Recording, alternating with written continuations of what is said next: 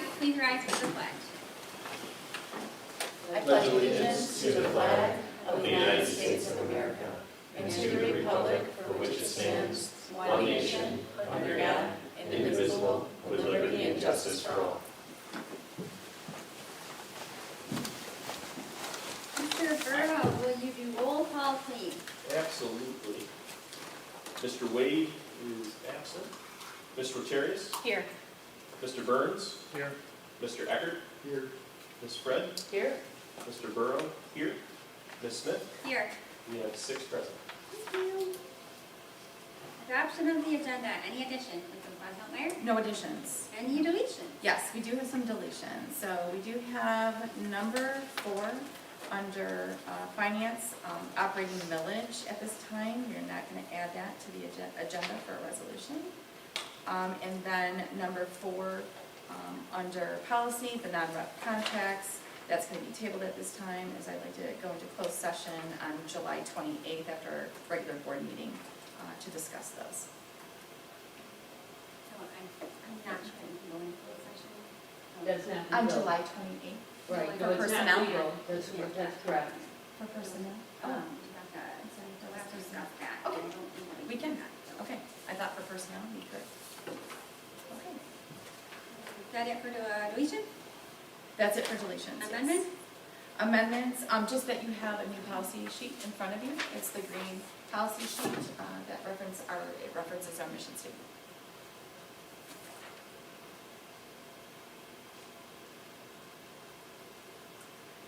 This will be our first questions and comments from the audience for anything pertaining to the agenda. Would anybody like to be recognized? I didn't even get a copy of the agenda. Oh. Sorry. I'll look at it. I didn't, I got to ask you, I apologize.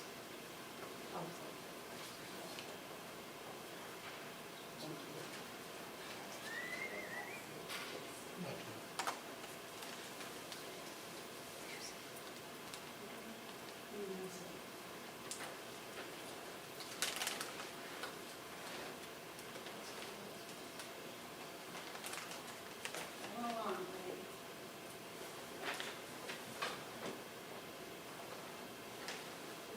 Good? Okay. There will be another opportunity. Okay. Okay. Communication. Okay, yes, we'll start with, we have Frederick Heidemann here from Troon to talk about our non-homestead operating millage. And he is joining us on Zoom today, so I've been able to provide a couple of word notes to you. And so I'd like Frederick to, be present here to explain and answer any of your questions. And Kathy Merrifield and I met with Frederick, was it last week? Time's getting away. Last week we met with Frederick, he's nodding his head, to kind of discuss and work through this a little bit, but I wanted him to be available. Again, as we have a newer board, this is an important, this is an important millage for us as well. So I wanted to bring Troon in on this as well. So thank you, Frederick, for being here. Yeah, sure. Tim, do you want me to start? I don't want to insult anyone's intelligence by being super basic, just the highest 10,000-foot view I can and just go from there. Sure. No, you're not, I don't think you're insulting anybody here at the table. I think Okay. I can speak for everybody, and I have the board president next to me. But this is really just again, an educational and learning opportunity for all of us. So we appreciate your time, Frederick, for being here. Sure.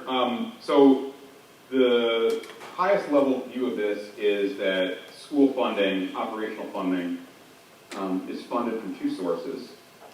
You have your state aid payments, and that is dictated by the annual foundation allowance that is assigned based on the state budget that is adopted every year. Now, we don't have the current one. The legislature has been in political gridlock, and so we don't have a state budget this year, but for the previous year, it was 9,608, unchanged from the previous year from that, 9,608, so that's $9,608 per pupil. That foundation allowance, that number that you get from the state is not actually 9,608 per pupil. Now, keeping aside some complications with categorical state aid funding and things like that, we're just doing the sort of basic story, plain vanilla version is that foundation allowance figure is funded partially from the state and partially from your operating millage, which is a tax that is levied on your taxpayers, but only levied on non-principal residence property.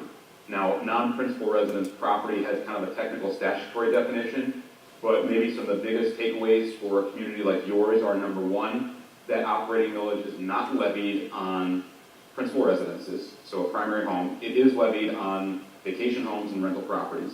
It's also not levied on, I would say, probably most agricultural property. It might be levied on smaller agricultural property or where parcels where the agricultural component is minor in comparison to other parts, but the broad base there for your large-scale farmers, certainly that is in qualified agricultural property, and it's not levied on that either. So not levied on principal residences, not levied on most agricultural property, let's call it. And the way that the state calculates this is they always assume that you are levying 18 mils of that operating millage. That is the maximum under Michigan law that you can levy. You cannot levy more than 18 mils. But the state always, no matter what, assumes that you are levying 18 mils, and so when they calculate your state aid payments that you can get, they lop off whatever is being generated based on an assumed 18 mil operating levy, regardless of whether you're actually levying it or not. And then they just give you the rest. So to make up, to get you the full 9608 per pupil, they lop off whatever you're getting or what you would be getting from 18 mils of operating millage, and they give you the rest in the form of state aid.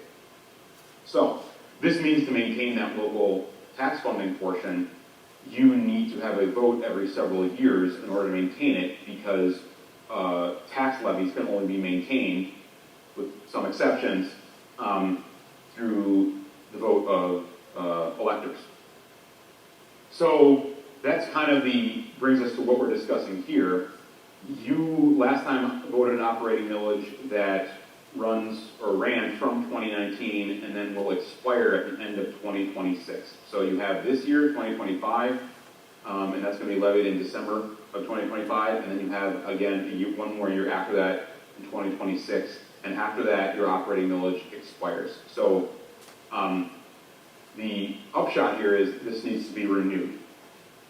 It can be renewed at any regular election date, and those are going to be May of, it's going to be the first Tuesday in May, first Tuesday of August, and first Tuesday of November in every year. Those are the regular election dates. And so that means now that you could, if you hurry, put this on the November 2025 ballot, and the filing deadline for that is August 12th of 2025. Or you could put it on the ballot for May, August, or November in 2026 as well. Now, a few strategic sort of considerations with that. Number one is school districts are obligated to pay for the quote-unquote added costs of putting their ballot questions to voters. What this means in practice is essentially that if there is anything else on the ballot at all, your election is essentially free. There may be some added, rinky-dink costs of like printing costs in case the ballot extends onto a second page or something like that, but those are minor. However, if you are the only question on the ballot, for a reason there, you probably have to call your county clerk and get an estimate. I've heard everything from $10,000 to $150,000 of the entire cost of running an election. Now, that brings us then to election planning dates, and there's something unique about 2026. Every even year, you have a general election in November and a general statewide primary in August. So that means no matter what else is happening, you are guaranteed to have these quote-unquote free elections in August and November of even years. Because there are other things that are going to be in the ballot. So I guess I'll pause right there and ask if there's any questions on what I've said so far. Frederick, just a quick update. So from the county clerk, right now there's currently nothing. There's nothing that is going to be on our ballot right now. However, I know I shared a timeline or a deadline with you. She said July 29th. I believe that's the county's deadline. So it wasn't I think there was a confusion. You were confused about the August 12th. It's the county's deadline to get a question onto the ballot. Their deadline, she said, was July 29th. Is that, Yeah, and is I that don't still, know. is that incorrect? I wasn't sure where. It is, Okay. so, but it's also, this is sort of a tricky thing because, the county clerks are the gatekeepers for running elections. And it wouldn't be the first time that I've heard of a county clerk doing something that's not exactly consistent with Michigan law. And you can be as cavalier as you want and say, you're wrong, and you might be right. But at the end of the day, my advice is usually to play by the rules if you want this to be a smooth process, and trust me, you want this to be a smooth process. But yes, I mean, the statutory deadline, this is written in Michigan law, it's August 12th. And that is not something that the county clerk has discretion over. That is a statutory deadline set by Michigan law, 4 p.m. 4 p.m. August 12th is the filing deadline to get on the November 2025 election. Okay. So as of right now, we don't have anything, so for us, we could be looking at paying for this election, is what I'm understanding at this time. Correct, yeah. Right. And your clerk would be the one to get you the best estimate as to what that cost might be. Okay, thank you.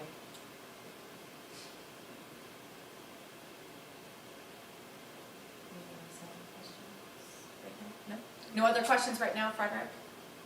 Okay, so I will continue pontificating here, because I do have more to say. So there's a little bit of a wrinkle when it comes to operating tax levies.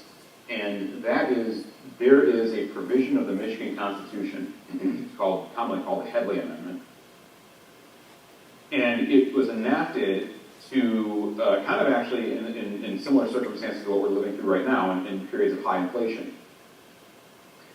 And the policy behind the Headley Amendment is to make sure that property taxes don't explode and balloon in a way that outstrips an already fast pace of inflation.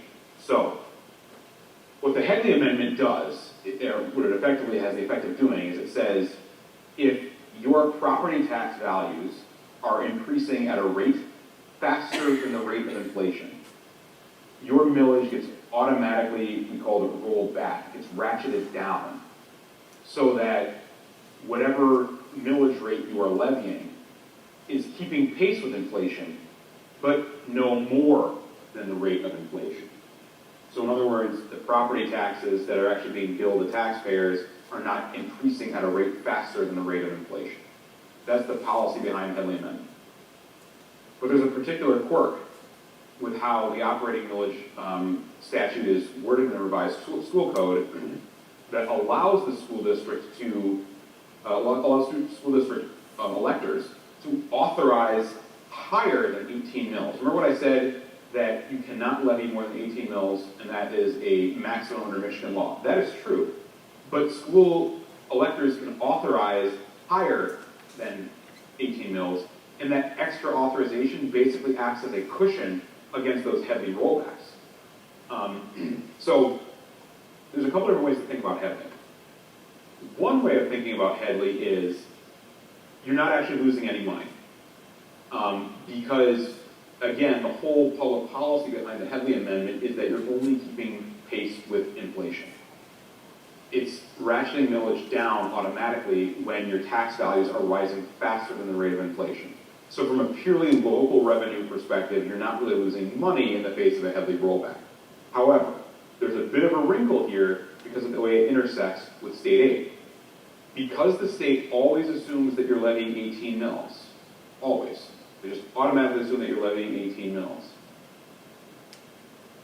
Your state aid payments would periodically decrease if you let the operating millage continue to get eroded indefinitely. In fact, if you take a situation like what we had in the past 2 years, where the foundational allowance didn't change from one year to the next, if you drop below 18 mills through Headley rollbacks, you would then be getting less money from the state, right? Because the state is always assuming you're levying 18 mills, whether you actually are or not. So you would actually be getting less money from the state in a situation like that, where the foundational allowance stays the same, but your operating millage then drops below 18. So, what is the situation with Almont?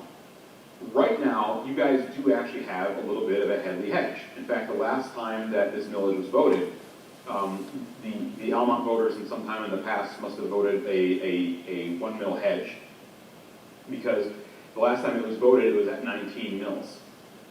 So you had a full 1 mil of heavily hedge, what we call hedge millage. It acts as a cushion to protect against those rollbacks. Now, as we currently stand, that millage, since the last time it was voted at 19, is now down to 18.43. So you still do have a little bit of cushion. You still do have, a little more than 0.4 mils of cushion to protect you against heavy rollbacks. But it is going down. So the question for the board, one of the questions for the board to decide here is, do you want to add some hedge millage? And there's sort of two different ways you can do this. One is you could have it in the same ballot as you do with your renewal. And you're limited to only voting up to half a mil of hedge millage in that ballot. So you can only vote up to half a mil of hedge millage in the same ballot that you do the renewal. Or you could just do a straight, plain vanilla renewal, not rock the vote, and then seek to do a hedge millage if you wanted to at some other election kind of independently on its own. That's the only thing. So do you guys, do the voters want hedge millage of 2 mils, 1 mil, whatever it is? And that's kind of like the independent vote. Now, one thing I should also mention here, this has to do with timing too. Those hedge millage elections are always going to use the word increase. Under Michigan law, every single millage question can either be a renewal or an increase. There's no in between. It's all either a renewal or it's an increase. A hedge election, by definition, is an increase. So the ballot that the voters see is going to reference an increase in the millage rate. Whereas a renewal election is only going to reference a renewal of millage. And to renew millage, you have to renew it before it expires. And so that's what I was saying, where the millage needs to be renewed before, no later than November of 2026. If you wait until after November 2026, you actually could technically vote it sometime in 2027 without missing a levy cycle, because you levy in the winter, but the ballot would say increase. It would say this, shall the millage be increased by 18 mils or whatever, rather than being renewed by 18 mils. So slight little detour there to talk about the renewal aspect, but it dovetails with the Headley discussion in the sense that all Headley hedge millage questions are going to be characterized as an increase. All renewals are just that, they're going to be characterized as renewals. And if you have a sort of hybrid ballot, it's going to say, shall the millage be renewed by 18.43, let's say, and then also be increased by up to 0.5. So I think, that is probably the full sense of the discussion that, Kim, you, me, and Kathy had last week. So I think I covered all those bases and happy to answer any further questions. Great. I think that was a good explanation. Yeah, It's very excellent good. job. Great job. Yeah, Frederick, we really do appreciate your time. We really do. We really appreciate the clarification, and yes, I think very articulate in helping us understand this. So we're all set? One thing I will also mention is kind of like the mechanics of this, and we talked about this briefly with the filing deadline. What that means is that the board needs to adopt a resolution calling the election with the ballot language and have it filed with the county clerk by that deadline. That's what that means. Now, And just to again, be clear, Frederick, that's at August 12th. If we were going to go for November 2025, Yeah. we would have to Yeah, right. have like a special meeting, whatever, to adopt that resolution, if that's what we're going to do. And Correct. that's only, right, Yep. and obviously too, that's only if the board would want to do a separate election, or, that's a discussion we have to have, or do we want to wait until there's a free election, so. Yes. Okay. Yep, all that, yep. So, Frederick, is there any advantage to doing it this November versus just waiting until, say, next August? Well, this is sort of the conventional wisdom on some of this, is that because August and November have other things, it's sort of like pick your headache, pick your poison. Precisely because August and November have other things on the ballot, you might have an opportunity, if you do it, say, this November, to characterize this as like, well, this is just a school election. And you can communicate with your stakeholders, parents in the community who might be more interested in supporting the millage. It would be an opportunity opportunity to kind of highlight it is like, this is just what it's for. Whereas when you have this on the August and November elections, you have more of a possibility of this getting drowned out by other, perceived as being more interesting or hot-button political issues. You've got congressional elections, you've got statewide primary elections, you've got other stuff on the ballot, distractions, voters who are coming in who might not be zeroed in on school issues. So that's kind of like the strategic consideration is these free elections kind of carry that baggage with them in August and November. Whereas you have an opportunity to kind of have like this a school-only election, if you go in November. In fact, otherwise it's actually usually better to go in the year that it's expiring because I mentioned those heavy rollbacks. If you voted in November of 2025, you would be subject to not just one, but two possible heavy rollbacks before you ever even got to levy the millage, because it wouldn't be levied for the first time until 2027. That is, of course, all that is strategic considerations that have to be balanced over, with the fact that do you want to have kind of like a school-only election, or are you willing to ride the coattails of more fierce, political firestorm stuff that's going to happen in August and November? Thank you. Which has, of course, the significant benefit of being free to, Anything else?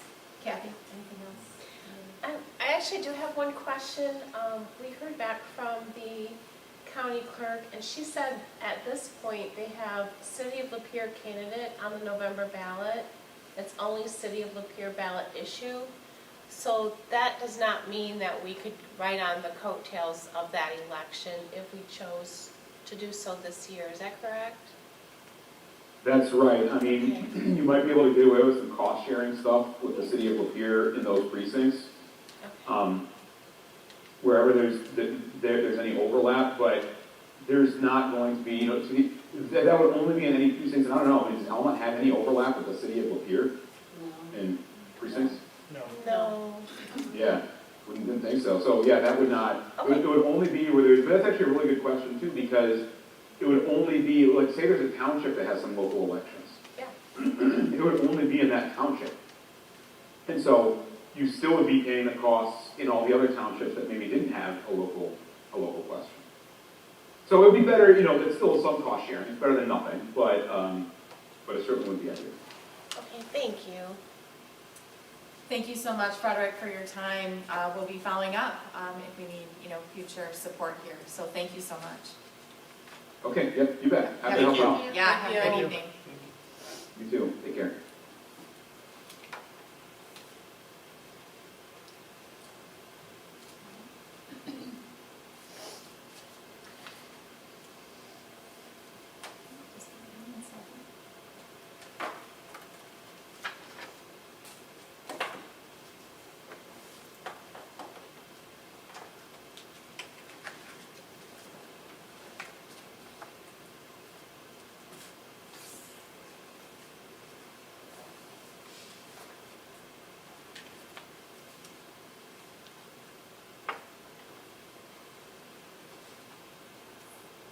Okay, before we move, oh, sorry, I just need a few minutes.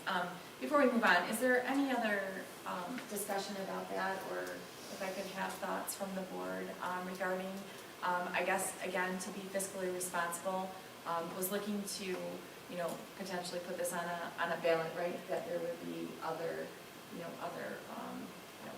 elections or other questions. Which sounds like wouldn't be till next August.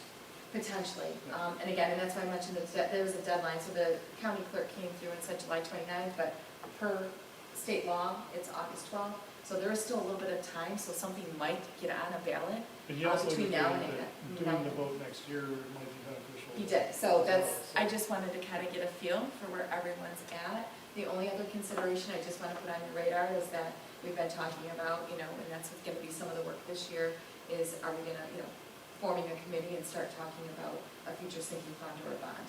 And if we are going to do that, what is the time frame for that? Just want to put that on your radar, because we have this, the non-homestead, and then we would be, pushing to, start looking at securing whether it's a small bond, a sinking fund, a large bond, whatever, the committee is going to recommend.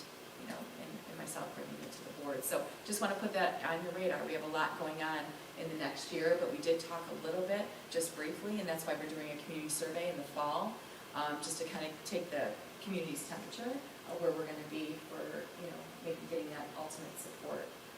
Again, the non-homestead, you heard Frederick, it's almost like, you want to, I guess you never want to assume, so it's all going to be as far as, being strategic about when we would place that on the ballot. So I just wanted to make sure that I'm putting that in front. We don't have a cost though, right? If- There's no, as far as like, yes, if we proceeded with No, I'm sorry, if we went with November 25th. November of 25, Yep, I I can- don't know what the cost would be if it wasn't on there, can we No. find that out? or- Yeah, absolutely. That's why we reached out to the county clerk to initially to figure out what does that look like right now. So we have reached out to her. I think my thought would be is how much do we want to ask from the community at one time too? And so if the cost is relative to the need, and it's not excessive, I would want to possibly do that sooner than later, than get back to where we were thinking about receiving on a small bond or something like that. So that's just kind of where my head is. I don't know if anybody else wants to comment. I agree that that's a consideration. My head immediately goes to just doing it next August when it's the year of the expiration and we can ride on, for free on the August vote. Gives us plenty of time, but I see the point of it. Yeah, I see yours too. Just because it's close, right? Anybody else? I would agree with Justin, I would be looking at August of next year for the renewal, just because he said that you could get a head late rollback, which could then put you under the 18 mills, even though you, If we do it in 25. correct. Right. So I think that it would be wiser, if they had anything going on in May, then put it on the May ballot. So be prepared for that and be asking those questions at that time, but otherwise I would like to add the August ballot. Yeah, assuming that nothing on me qualified. Sure. Yeah. I just thought because of everything, the timeliness, I wanted to make sure this was on your radar, and I thought Frederick did a good job in helping Yeah. us, helping, at least initially Kathy and I to understand this, and I wanted to bring it to the board, so. Adam? Did we assume in the budget that we're going to be going for something like this in November? Or is this a separate issue? This is separate from, yes, Right, this is we separate. accounted for. Yeah, this is separate. Yep. And Ms. Smith, if I could add one thing, we spoke with RJ at PFM, and he did caution us that if we go for this on the ballot and it doesn't pass, which is possible, then we would have another chance for a second attempt on a second ballot.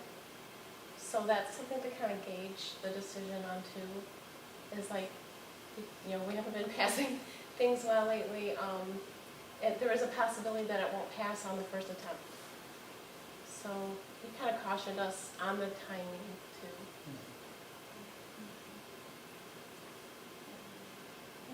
Neil?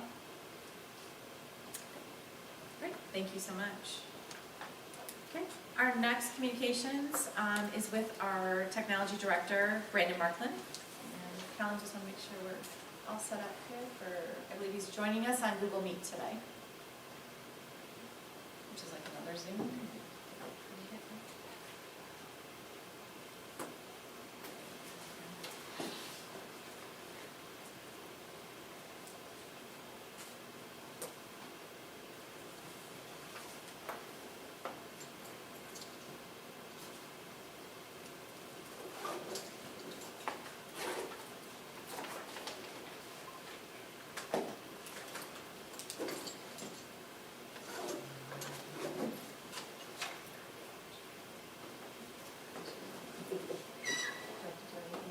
Nope, I think he is on.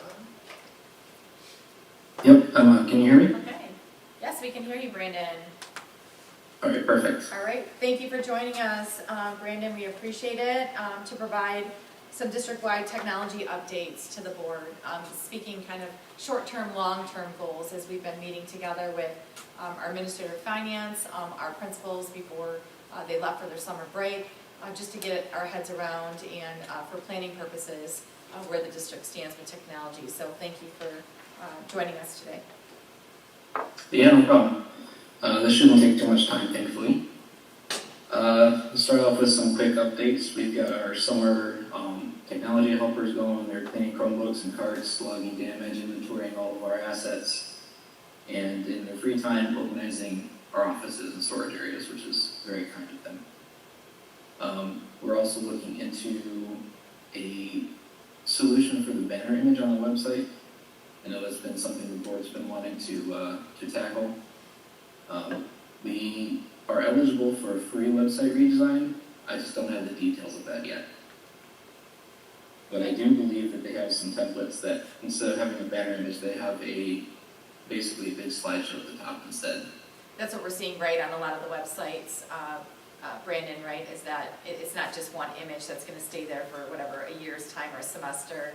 This is where it's going to be scrolling, and there's different, different events and student achievements and staff achievements that we can promote. Yeah, it looks more dynamic. Like I said, I just don't know the details of it yet, like how easy it is to update and that kind of stuff. But once I get that info, I can share it with you. Okay. We appreciate it. Thank you.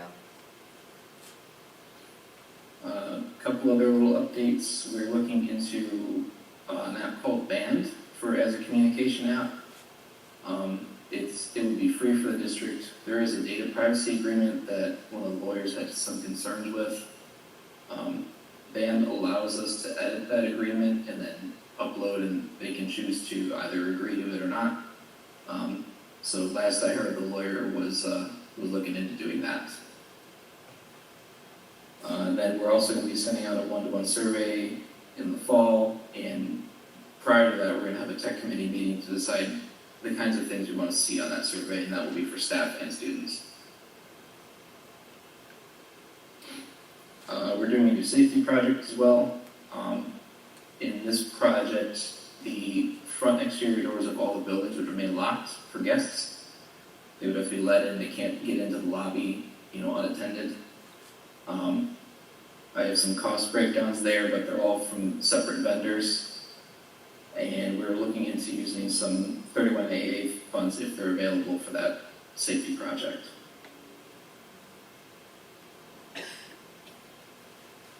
Now we're on to the big stuff. So the short-term needs, there's two. This would be stuff basically taking place during summer of 2026.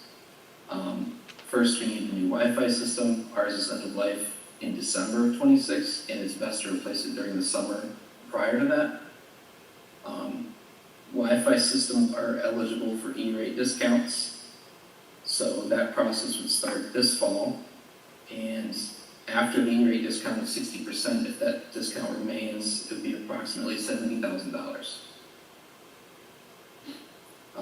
Those funds, oh yeah, I do have it there. These funds would be needed spring of 2026, realistically. So that would be on the current budget. Also, we have Chromebook replacement. This one we can delay the funding for until after July 1st if we want to put it on the next budget. The financing company or leasing company said that that's something we do quite commonly. All of the grades, top to bottom, are due for replacement, so the total cost would be right around $565,000 if costs don't increase due to tariffs or anything like that. Lease and finance options are available anywhere from $140,000 to $200,000 per year. 3-year lease is the cheapest total paid amount. 4-year lease is the cheapest per year, and a 3-year finance is the most expensive between all of those categories. And I would not recommend doing a partial refresh. All of our Chromebooks are realistically past their lifetimes. We've got some long-term needs as well, so this would be the following summer of 2027. We need some new staff laptops. That total will be around $80,000. The lab at the high school, those computers are also due for replacement around the same time. That'd be about $45,000. None of those are eligible for E-rate. That would just be our cost. And at those prices, it wouldn't make sense to finance them either. Something that is E-rate eligible will be the bottom of their network switches. This is the backbone of our network. This is what all physical cabling runs to and runs between. That process would start fall 2026. We need those funds spring of 27, and I'm estimating about $50,000 after an E-rate discount of 60%. It was requested that we get a list of all the online resources and apps that we have throughout the district. They're not all purchased out of the same budget, so this was a bit of a challenge, but Kathy was very helpful with this. On the left, we have a list of the ones that are expiring, either are expired or are expiring within the next school year. And the ones on the right are the monthly charges as well as the ones expiring beyond. And I will just leave that up on the screen. That was the last bit of info I had for you all.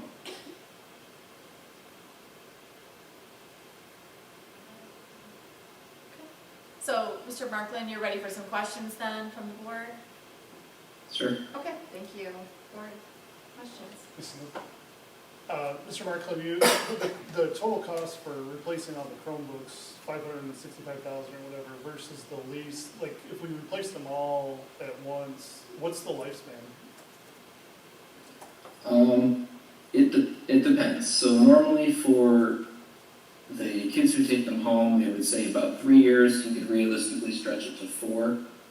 For the ones that stay in the classroom, you can get away with more like 6 years. So yeah, it varies depending on the grade level. Right, just for context on, like, that full amount versus if we were to switch to a lease, how much would we spend? Yeah, so the lease, the way it was explained, obviously we would not keep them past that, so we would be paying that lease continually kind of forever. Right. We would get new devices every 3 or 4 years depending on the lease plan chosen. So there is an option, or we could always do a lease for the kids who take them home because they're done more frequently anyway, and then finance for the ones who keep them in the classroom. That would be an option. I don't have pricing on like a 6-year financing deal, only 3-year. And that was, if I remember correctly, that was about a 5% interest rate. And then, Mr. Markland, this will also come after, as we're going to survey the staff and see where we're at, right, with technology use across the district as well. That could also be part of our recommendation moving forward, is it right, as we spoke about that as well? Yes, yeah, definitely. Especially with the rise of AI, teachers may start pulling away from as many, tech-related assignments and stuff like that. Are there other questions? What happens to the laptops if they are broken, when they're financed or purchased versus if they're leased? Is it? If they're financed or purchased, that cost would be ours, whatever it costs to either replace it or repair it, assuming it's out of warranty. With the lease, the company that I was talking to, they build in a buffer. They said usually around 12 to 15%. They just don't expect to get back. So with that kind of option, if we break less than that amount, we're good. We don't have to reimburse them for those broken ones. Do you know, kind of off the top of your head, do you know how much money we spend per year fixing broken laptops that we purchased? I'm just trying to do the math here, what makes more sense per year. In terms of parts, we generally don't really spend much at all. Most of the time, we have screen issues, which we've been getting for free through our warranty. If it's actual student damages, most of the time we'll either swap out the Chromebook, or we have a lot of Chromebooks that are inoperable. We'll steal parts from those. So generally, it costs us $0. Okay, thank you. Mm-hmm. Mr. Markland, can you just talk about the band app? Like, why, what did you like about this one? Did you get, like, feedback from the coaches and the teachers? Or, like, what led you to that one? I wasn't involved with that part of it so much. I know that there are some individual classes that use them. I think, funnily enough, band uses it. I think the main kind of draw to it was that, of course, it's free. You know, a lot of the kind of similar solutions we see are, you know, in $6,000, $7,000, $8,000 range per year. Yeah, this was So one I of, think- I'm sorry, Brandon, this was one of the conversations, right, that we were talking about as a board. We went from Parent Square being a potential, that was my recommendation initially, to utilize Parent Square, but there was a cost attached to that, and then to start researching the free ones. So Band app was one of the ones that we discovered was free, utilized by other groups, organizations, so that's the one we started to explore, and looking to get some verbiage, and when Mr. Markland referenced working with a lawyer, reaching out to our attorney to see if this could be backed as far as any kind of, if there's any liability, how the Band app necessarily like maybe monitors the data. Can you speak to that, Brandon, a little bit? Yeah, I think his concern mainly was who would be held legally liable if there was a breach of Band app and our data was leaked. That was kind of his main concern, because I believe, I don't understand legalese as much as he does, but I believe it was stated that essentially Almont would be 100% liable. Okay, and so just to clarify to the board, those are the things that we're looking into before we make a formal recommendation for the Band app, correct? Right, yeah. Okay. So this is one of the free, again, one of the free potential apps that we could push out to our staff, our coaches, our parents, versus paying for something like Parent Square, as I brought to the board a few months ago. So Yeah. that's kind of what the current status is to start researching this free one and seeing what legal, we wanted to run this by legal, and they're bringing up some liability concerns. So that's kind of where we're at right now, and if we could propose verbiage that that Band app could get behind to see if they could be held liable if something were to go wrong. Does this app have, so it keeps the history, right? It doesn't delete any of the stuff, correct? That's my understanding, yeah. We would have administrator accounts that could see and retrieve anything we needed. And there's no limit to the number of users? They didn't list one, so I would say no. Sorry, just to answer your question, during that meeting, a couple of us, like I've used it for 3 years, so a couple of us actually threw that out there as an option. Yeah, we wanted to that's part of the explore, reason. I was encouraged to explore the free apps, and so Band is one that came to our attention. But I think there's a couple side notes here, we want to make sure legally this would be a recommendation, and Mr. Markland would be helping as well as Mr. Allen, helping out with the rollout of this if we were to proceed. But we want to bring this officially for board approval. Mrs. Smith. I think that I've also used the Band app and have really truly enjoyed using it. When you're looking at it through athletics, there's nothing really that's confidential information. I think that's being given on the Band app, besides when is the practice, the practice was just canceled, getting the information to the parents and the kids at the same time. And I think that, if we go to using that, or if it's being used in the classroom, I think that if it's being used in the classroom, that is confidential, possible information, and that's where staff would need to be encouraged to use the email, the Almont email first. So like with Remind right now in the classroom, is Remind responsible for, if there's a leak or breach, or is it Almont? Brandon, do you know, I don't know the answer to that for Remind. I just, again, it's one of those apps, just like Class Dojo that Orchard Primary has used for years. Remind is just something that people have been using for years. The one that we wanted to bring to the board is we wanted to make sure we were covering our bases. So I can't speak to the liability. I don't know. I'd have to research that. I don't know the live gas there, but I would want to research that.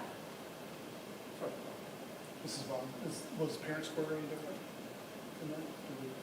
For When you the were liability, evaluating that? I'd have to Yeah. go back and review, but, again, with I that, would think that any of with them that are probably app, similar. to that. I would think Yeah. so.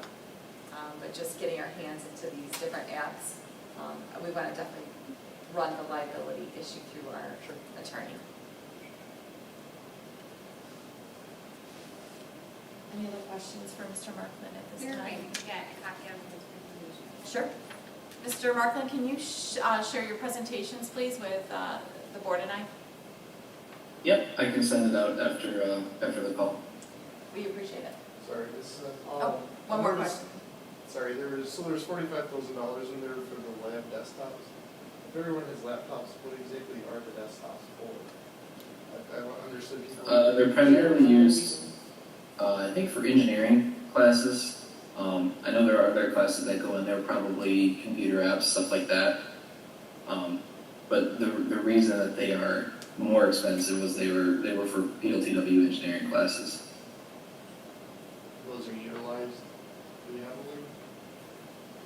Yeah, I think probably 4 or 5 periods out of the day, there's probably a class in there. Okay. All right, thank you. Mrs. Smith?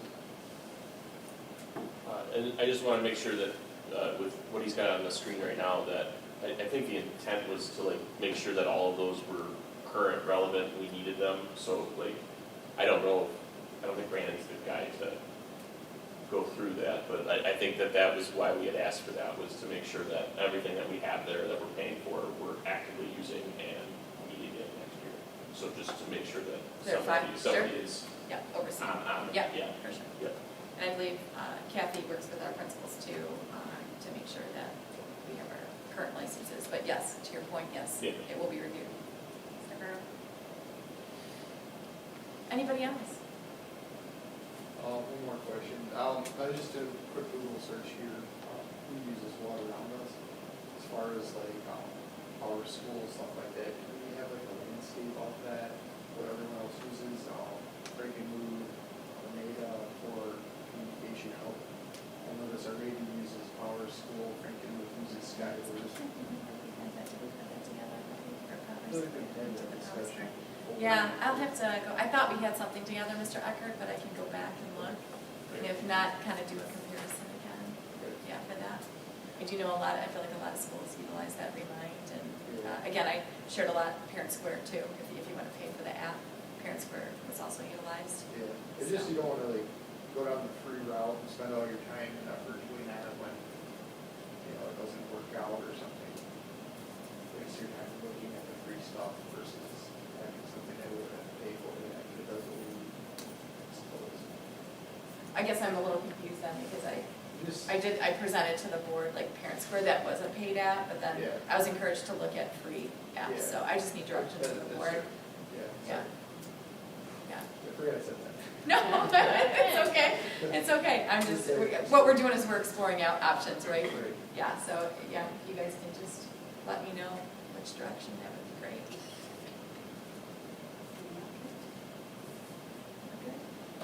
Okay, thank you, Mr. Markland, for joining us. Please send us your presentation when you have a chance. Okay, thank you. Thank you. Thank you.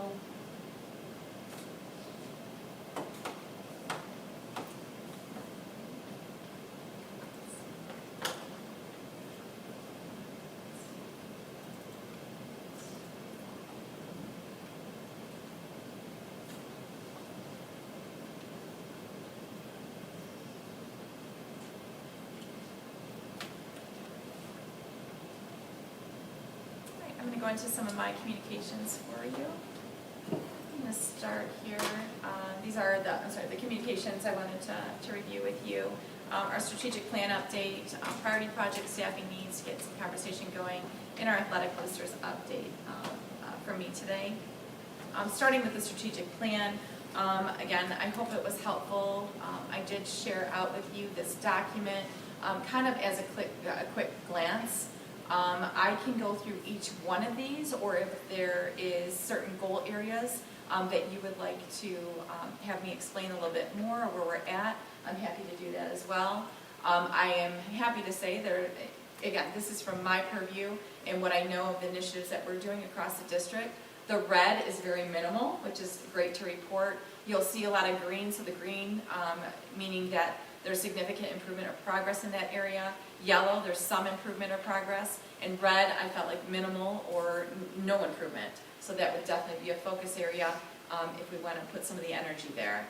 I would just say that I can go through each one of these goal areas. Would you like me to do that to identify? Would that be helpful? Yeah. Because I provided quick glance, I just want to, okay. So starting with goal area 1 is the learning environment. The goal statement will provide a safe and nurturing learning environment. And these are the priority objectives listed. Again, the yellow, still feeling like some improvement can be made in that area. So developing a rotating schedule to update classroom furniture and developing outdoor educational opportunities were my yellow pieces as we've had different conversations throughout the year and things that I feel like we can improve on. And then I did do notes for under each one of these goal areas. So for example, reassessing building furniture needs. I think that'll be very important to do, as you can probably imagine, when we start the school year. That comes to us anyway. It comes to our, to our principals and to my attention, to Jason's, I would say too. If there's any building needs or furniture needs, we find out those very quickly. But again, kind of getting back into a systematic, like a rotating schedule to know where our furniture needs are. I do know at one point, being here at the middle school, we had a lot of issues. If you can remember, those of you who were on the board, we had a lot of issues with our chairs. So we did a rotating schedule there for a while. So I think that fit under this umbrella when you were doing the strategic plan back then.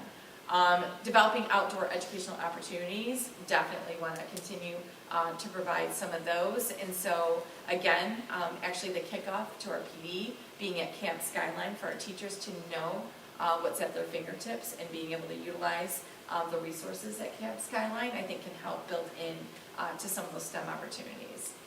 So those are the yellow ones. The rest are marked in green, as I do feel like we have had some solid, progress in those areas. Are there any questions for goal 1? I have a question. Yeah. So, because we have like our pavilion and space like that here, do we have an idea of how often that gets used? And if it's not getting used, is there something else to do to get it to be used versus, field trips for, busing and everything else that goes along with keeping the kids, out there? Yeah, so, and again, when I think of STEM too, it's not just, right, it's not STEM or STEAM, it's not just for Orchard Primary, but maybe that's not even what you're referencing, like middle school, pick it over, Oh, yeah. to the pavilion. So again, I would just be looking, and I think Mr. Bruno did a STEM and STEAM update, but I don't know if he referenced like how many times or whatever that they were out there. I can't recall. So, but definitely, yes, to your point, I would love to see those opportunities continue to develop out there. I think there's select or certain teachers that are comfortable orchestrating their lessons out there, but I would like to see that pushed up a little bit more. But having different areas, again, it might just speak well to the curriculum in the other school buildings. So having, I guess, a variety or options for spaces, I think is good too. But I would love to see our our pavilion and our orchard being utilized as much as we can. So again, keeping that on the radar as they continue to develop their programming too for STEM and STEAM. Anybody else? No? Okay. Going to goal 2, this is academics. We will provide a well-rounded and exemplary education for every student. Priority objectives, increase STEAM opportunities, and introduce students to career and technical education, provide more resources for high-need students, continue review cycle for K-12 curriculum to include vertical and horizontal alignment, explore additional elective and scheduling options to meet student needs. Again, please see my notes above as I reference STEAM. We just referenced that now. I had that conversation, and I would love to do a survey with our students by January 1st of this year before we go into scheduling season to see, and I know this has also been a topic of, are we hitting those electives? Is there something out there that we could be, offering to our students that we're missing? So maybe it's time to, again, survey our students and see if we're meeting their needs. So that was just, again, a couple notes I wanted to bring to the board. Are there other questions or suggestions for goal 2 area? No? Okay. Goal 3, communications. We will optimize all internal and external communications. Priority objectives, develop a marketing plan, utilize district-wide calendar, utilize the school messenger system more effectively, strengthen community awareness regarding Almont school successes, and improve communication between staff and departments. Again, making note, just the marketing plan, I do know that this was talked about and obviously discussed as we were going into proposing bonds or sinking funds. So that was developed, and Ron Stelly at the time also included this plan, a marketing plan in the original bid, just so that you know where that came from. And then the rest, I feel like we are making gains in our communication and making sure that our community is aware of what's going on in our district. Are there any questions or suggestions for that area? I guess just regarding the marketing plan, like, is it still being utilized? Is it going to be updated? Yeah, that would be. Okay, so I did ask for like a little bit of clarification on this one, or maybe I need additional discussion, but I thought this was originally going back to the bond time, but Okay. moving forward, like our marketing plan definitely would need to have one, as we're gonna, if we're gonna form a committee and start talking and discussing what a sinking fund or a small bond would look like in the future. So we would be developing another, yes, we'd have that discussion of what that marketing plan should look like. So, but I think initially this went along with the bond time back, back in The 21. strategic goal, so maybe I misunderstood. So the strategic plan, like all this stuff that we're talking about, you're saying what it was geared for the bond? That's what a couple of board members shared with me, is that this was intended for the bond back in 2022, 23, in that area, because you had the strategic plan, the plan meeting was in 2021. So it was going into bond season. So I think it was a real heightened level to develop a marketing plan. Unless there's more, please share with me if there was more narrative or context to that. I don't remember it that way. That's what I. Please share with me. Mrs. Smith, my understanding was we needed to develop a marketing plan where we are letting not only our community know all of our successes, but how are we marketing ourselves to school of choice students from other areas. I mean, it was a whole, we had talked about how Oxford sends out these flyers to everybody in Almont, and some different things that other schools were doing where they had full page spreads for, I think it was Lapeer schools and even Inland City schools, and I think it was the Lapeer County Press, if I remember correctly, and we didn't have anything like that. And so it was more about what are we doing? What can we do to market ourselves better so that people understand, what does an Almont student look like? What is Almont about? Okay, so it's more in a general sense than it was. Yes. Well, it was part of the strategic plan. It wasn't part of the It bond. wasn't a bond at all. I thought it was maybe inclusive of that, so that could have been definitely so I guess to that point, so then that's still, I would say it's still, well, I'd probably change that to yellow. As you know, we're still working on some of those efforts, whether it's rate of review, and I'm working right now with Randy from Tri-City Times. I updated in the board note, I just met with Randy last week to do a spread on rate of review, if you will, talking about the school year and even the past school year successes going into 25-26. Actually, on that note, to get a spread before school starts in August. So I guess, yes, that it's twofold. I think I assumed that this was more about our bond times and making sure that community, that there was a marketing plan in place for that. So as far as school of choice, I guess that would provide a little confusion, just because we limit our spaces for school of choice. So I would want to have more discussion with the board of what that would look like when we're limiting, our school of choice at the elementary level, and how to market then our schools. Well, Mrs. Smith, I guess it would be, we market it then at the areas that we have open. So if it's high school, Yeah. these are the things you've got, Project Lead the Way, for engineering. And also, just so that you know, those computers, those lab computers are also used for the principles of biomedical science. So all those Project Lead the Way, those laptop computers were really significant for. So it's So whatever it's we have showing some of open. those things that we have that other school districts really don't have. Yeah, and I think the marketing plan that would have been developed by Ron and Sally was more specific. It was the bond, Yeah. yeah, Bond, yes, right. The yes. strategic plan was about before the bond stuff ever happened. Mhm. The strategic plan is its own and Entity, yeah, the only thing. versus what came out of the bond work. That's what I recall as well. Okay, well, thank you, I appreciate the clarification. Is there any other questions or concerns for goal? Mrs. Smith? Yeah.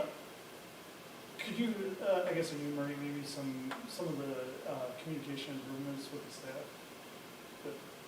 Like, what has been improved, like? over For the- staff communication, so yeah. just like, as a district How's or it building improved? Yeah. level, or has it improved? From you to the staff or principals to the staff, but like, how have we improved? I think like with weekly, you know, newsletters or weekly reports going out to our staff, I'd have to check on each of the buildings, some of them are weekly, some of them are bi-weekly. But those communications, I believe Mr. Spear, our high school principal, now does those weekly. I have high school parents in the room, so I know that, I think he does the weekly communications as well, and those go out to staff. Anything with the emails from me, if it's district-wide, those go out in a timely fashion. I think Mrs. Myers communicates with staff quite frequently, depending on new updates. So I feel like there has been a lot of improvements, and then we try to post what we can, what's relevant, not only for our staff, but really our stakeholders, if you will. So I do see some improvements there. Just starting the Raider review, I'd like to tag a couple students on that project, a couple teachers in the fall, and just continue those efforts as well. All right, Yeah, thanks. you're welcome. Okay. Any other questions? Okay, goal 4, personnel leadership. We will provide exceptional personnel to meet district needs. So priority objectives, increase counseling services, increase staffing levels as appropriate to meet needs, increase opportunities for staff growth, retain and attract staff, transition planning for staff retirement.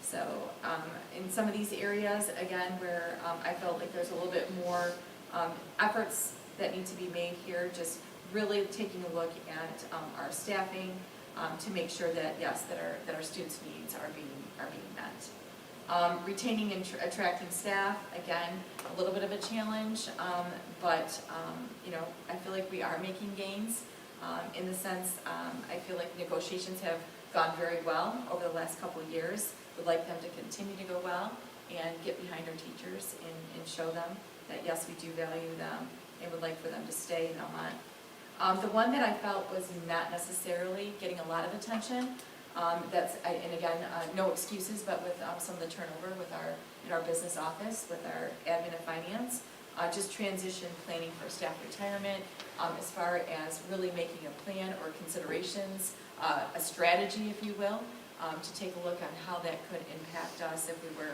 for example, to offer a buyout. Is that something that that Almont or our board would get behind? So those conversations, Kathy and I know we need to have those a little bit more so going into this school year, especially with a veteran staff. Would it be advantageous for us to embark on something like that, like a buyout? And those are the numbers that we would have to put together and present, probably first to our finance committee and then come to the board. So if you had more narrative to that, please share. Yeah, I think that that's not really what we were looking at. The transition planning for staff retirement was bringing in student teachers so that we had a chance to see how they did in their student teaching period of time, especially if they were going to be, we knew that a biology teacher was going to be leaving and we had somebody in there, we can know how that person is.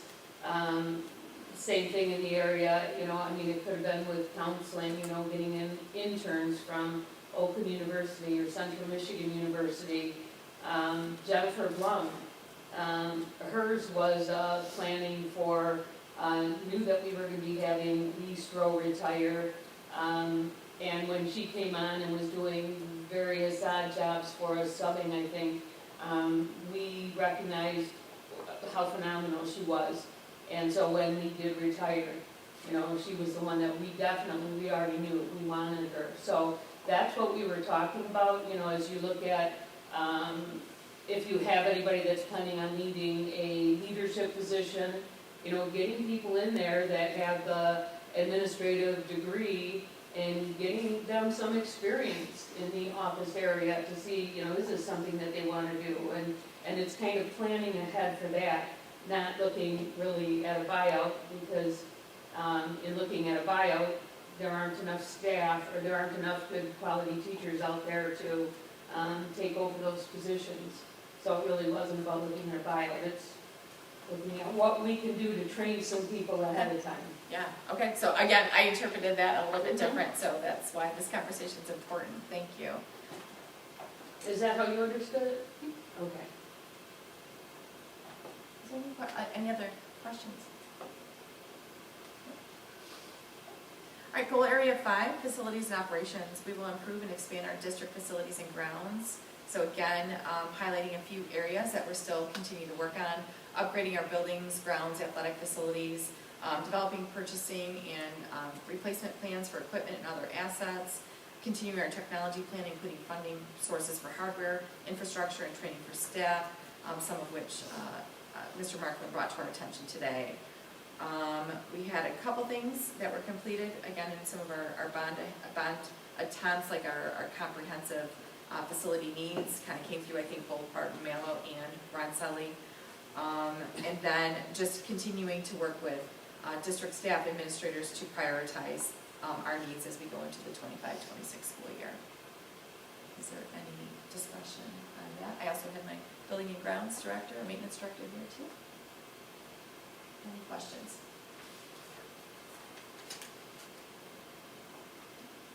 Okay.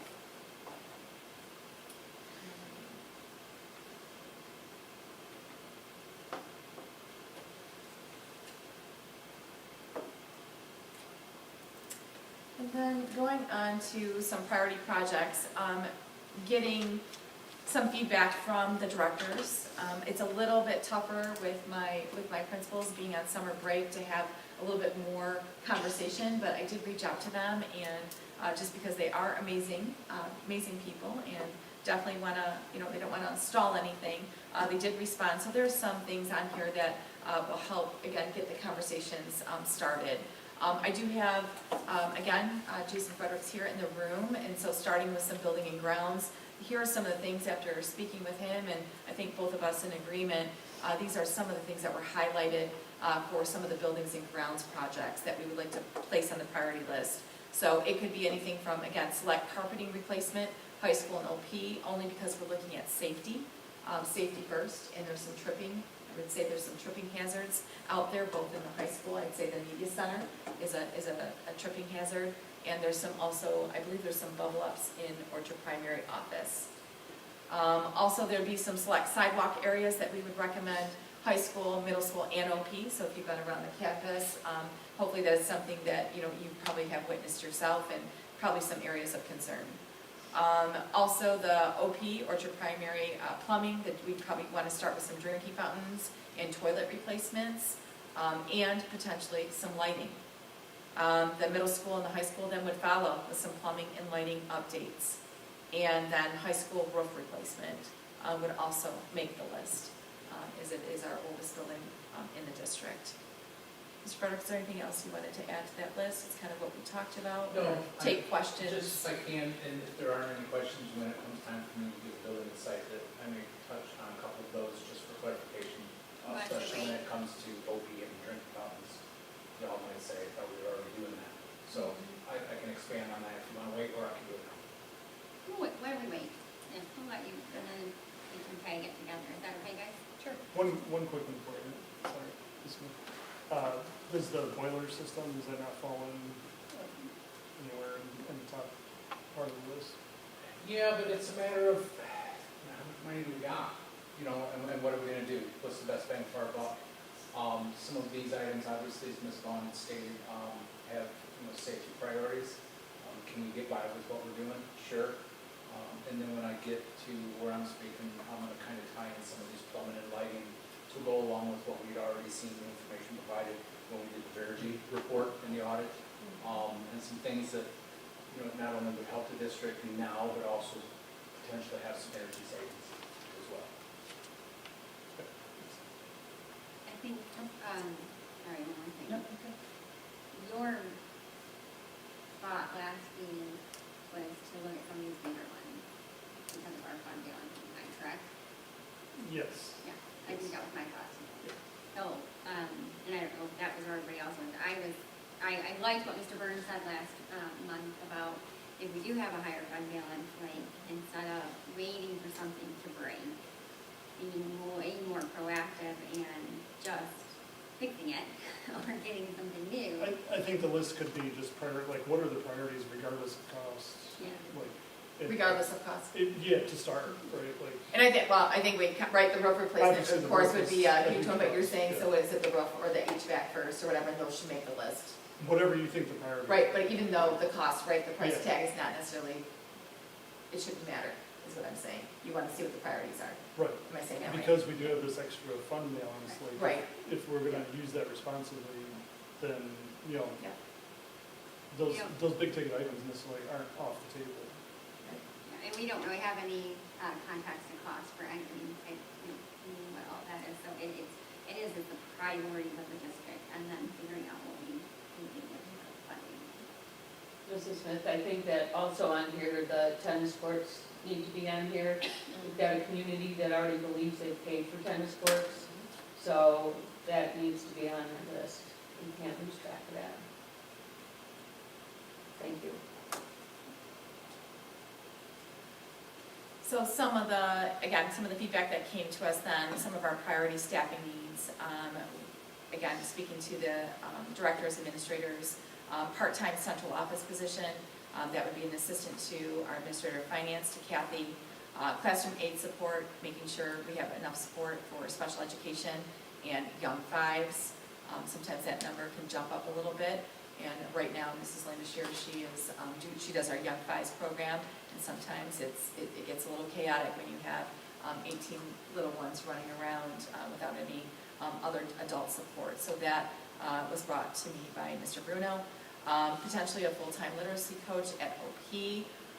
Our literacy coach right now is a part-time, so that has also been brought to my attention if we were able to make that person a full-time person, potentially, you know, if there's funding, potentially teacher at OP. Second counselor at Almont High School, again with 5 grade levels at the high school, over 500 students. It's very difficult and challenging probably to meet, right, 500 students' needs with one counselor. And more so, again, it can be both academically and social, but it is tough to meet all of their needs with one person in the office right now. And currently, just as a reminder, after Mrs. Beauchamp left, we posted it, but we weren't able to secure another mental health specialist at the high school. But however, we do have. I'm sorry, Mrs. Smith, sorry to interrupt on that. I thought that we approved with our mental health money, the position You that did. is supposed to be mental health as well as assisting Mr. Spear. That's right, it's both. So, yeah. I So was we referencing have- Okay. referencing last year. We weren't able to Okay. secure anybody there. But yes, we have brought on our high school interventionist, to your point, Mrs. Fred. We have Mrs. Howe that's gonna be in that position. And then consider separating athletic director and high school dean of students position. That was brought also by, I think Mr. Zimmerman is very much would be in support of that, separating that position, as well as Mr. Spear would also support the board consideration for separating athletic director and high school dean of students. I don't believe another district is, coordinating that position together. So another consideration there. Other identified priorities that were brought up too by, again, directors or admin, AMS crosswalk enhancements for safety. Mr. Frederick, I've been told that you're definitely there's been communication with you and the principals about, I don't know if it's getting some costs together for highlighting or putting additional lights in the AMS crosswalk area. Is this? Yeah, at the end of the year, I provided, based on the information they brought me, what they like to see, so. Okay, that was one of them Yep. in other areas. An additional security camera, Mr. Frederick, this one came from you, for example, another camera for the track and football area. And new elective courses programs at AMS and AHS as well.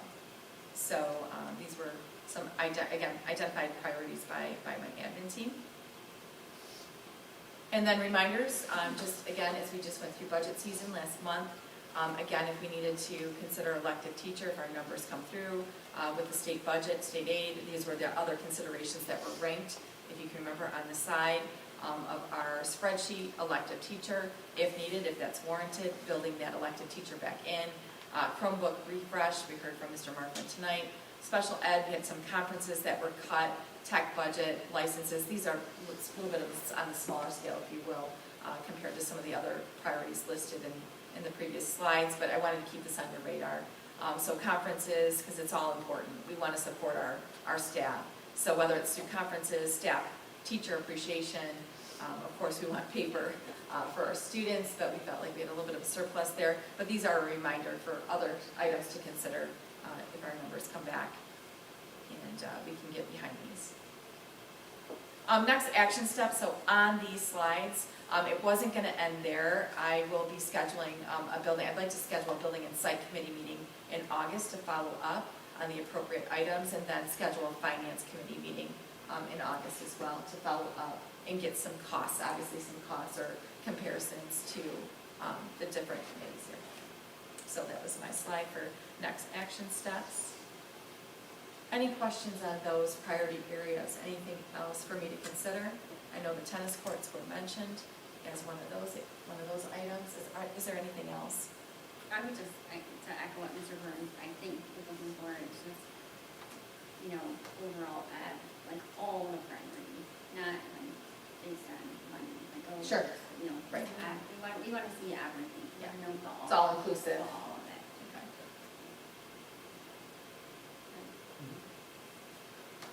Okay.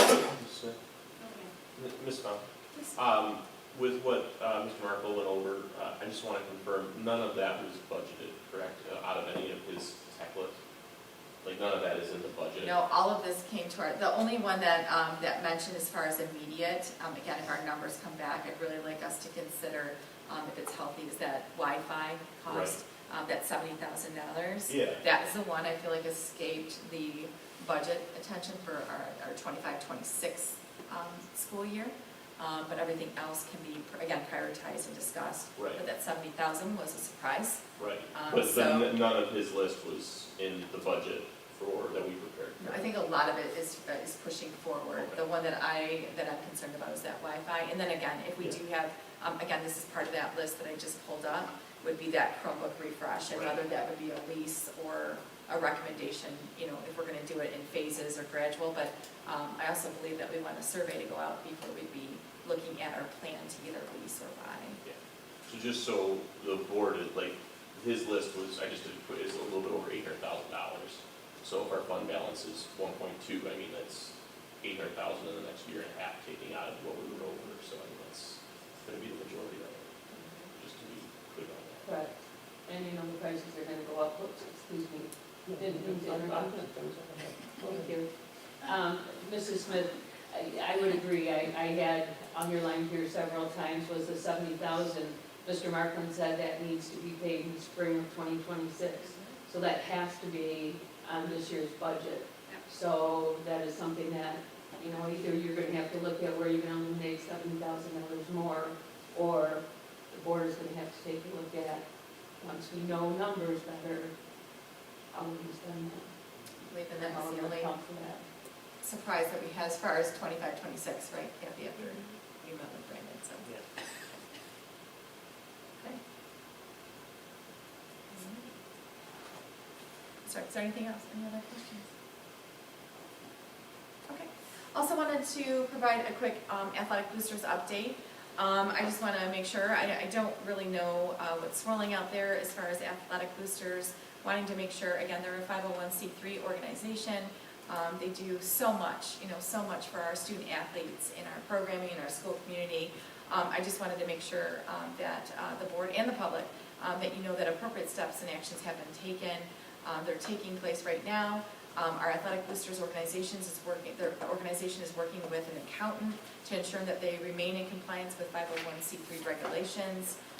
It's also important to note that we do operate as separate entities. That also comes from our legal team. We do separate, as organizations, but it's gray in the sense that, as you know, Athletic Boosters, they utilize our logo and our facilities, and so there does need to be an eye and a connection with the Athletic Boosters. And so I did attend, just recently, a couple weeks ago, I did attend an Athletic Boosters meeting, just to make sure everybody had the communication of what's going on and what the expectations are moving forward. Our attorney has reviewed the organization's status. Per the legal advisement, the Athletic Boosters they have to post that their services or events, so for example at the concession stand, that they're not affiliated with community schools. So they do want us, again, going back to that point, they want to see us as two separate entities, as they're a 501c3 organization.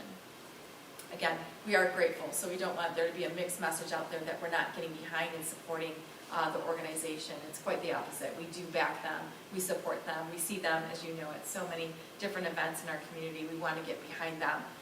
It's just that financial piece, we just need to make sure there's compliance. In full transparency, meeting with the policy committee earlier today, some great ideas to take a look at what can we build in for policy so that we stay, everybody stays in compliance, and we're doing our due diligence, to be fiscally responsible, both parties. Are there any questions about that?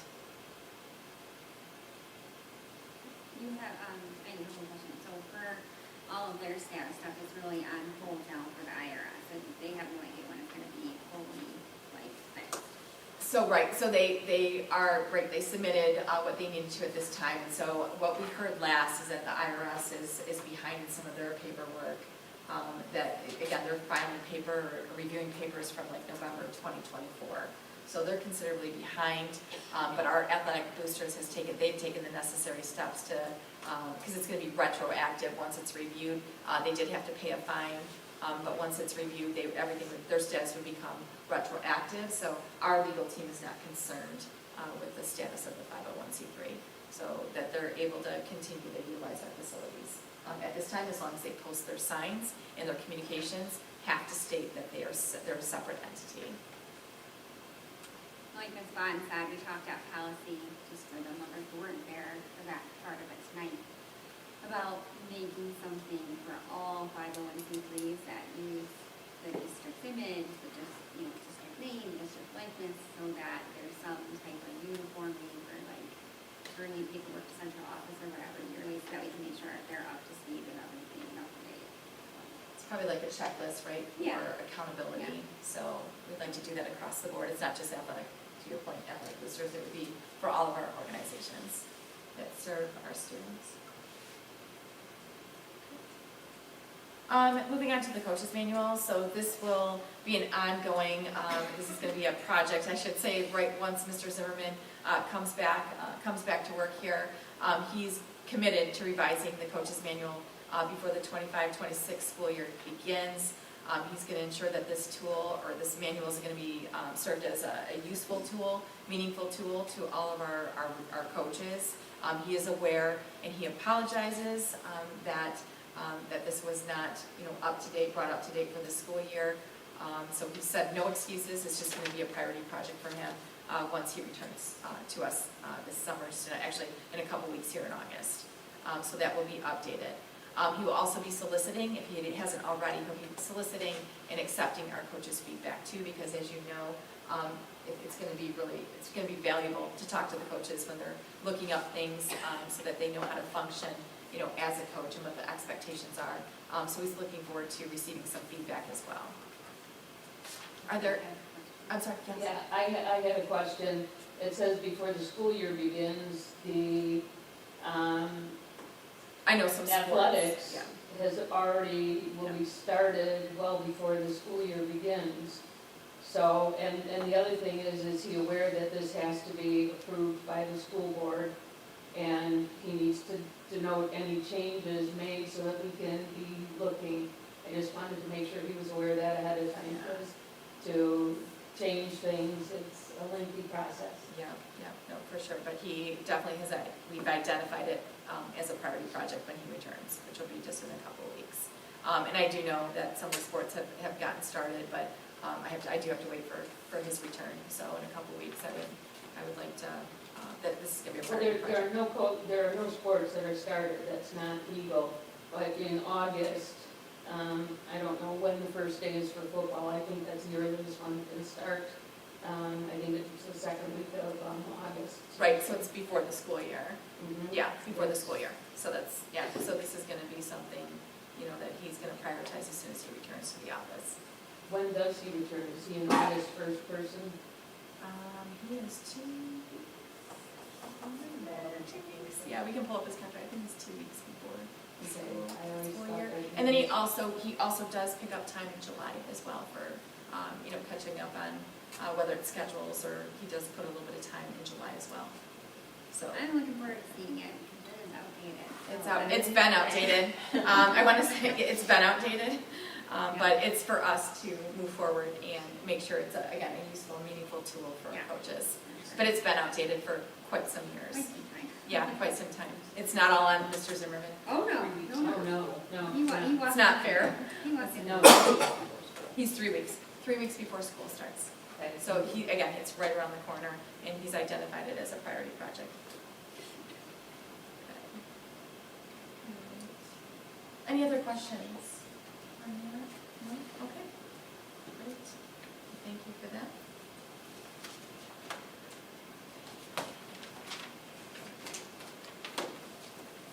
And then this will take us to committees, building and site, with Mr. Frederick. Just going over the current projects, the routine project, OP is completed. Middle school is about 85%. For the high school, the way this system is working is we kind of lock down a building from the outside, then build the routine structure from the inside out.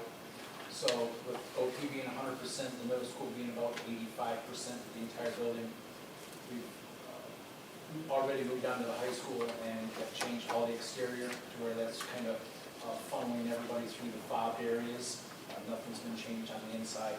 We'll work with the high school staff, letting them know. They're typically the last ones to get in, at least I found since I've been here. It moves from OP teachers at first, and then middle school, and then the high school. I'm not bashing with high schools, but that's what I found worked, so I incorporated that. OP windows, that project was completed. Everybody that's come back has seemed happy with, the ability that, the windows open and the ease of use. The gym floor here at the high school, middle school rather, that was completed. High school doors, they should be completed by the end of next week. For the most part, the interiors are done. They've moved on to the exterior, which is the stadium. There was some concrete that needed to be poured. That was poured today. The high school fire panel, they are coming back on Friday the 25th for just kind of like some tune-ups. And then the alarm company will be back out on August the 15th as a final run-through. So, we're looking forward to August 15th. The new system will be up and running. The only thing that will be left on that is final approval by the state of Michigan to come out, because they have jurisdiction on that. So we will be compliant up and running by the first day of school. A quick track update, obviously, from the proof roll that occurred on June the 11th, we determined that there were some areas that needed to be addressed. Those asphalt repairs were completed on July 7th. Just to note that the asphalt came in $12,000 less than what the original bid of $33,416.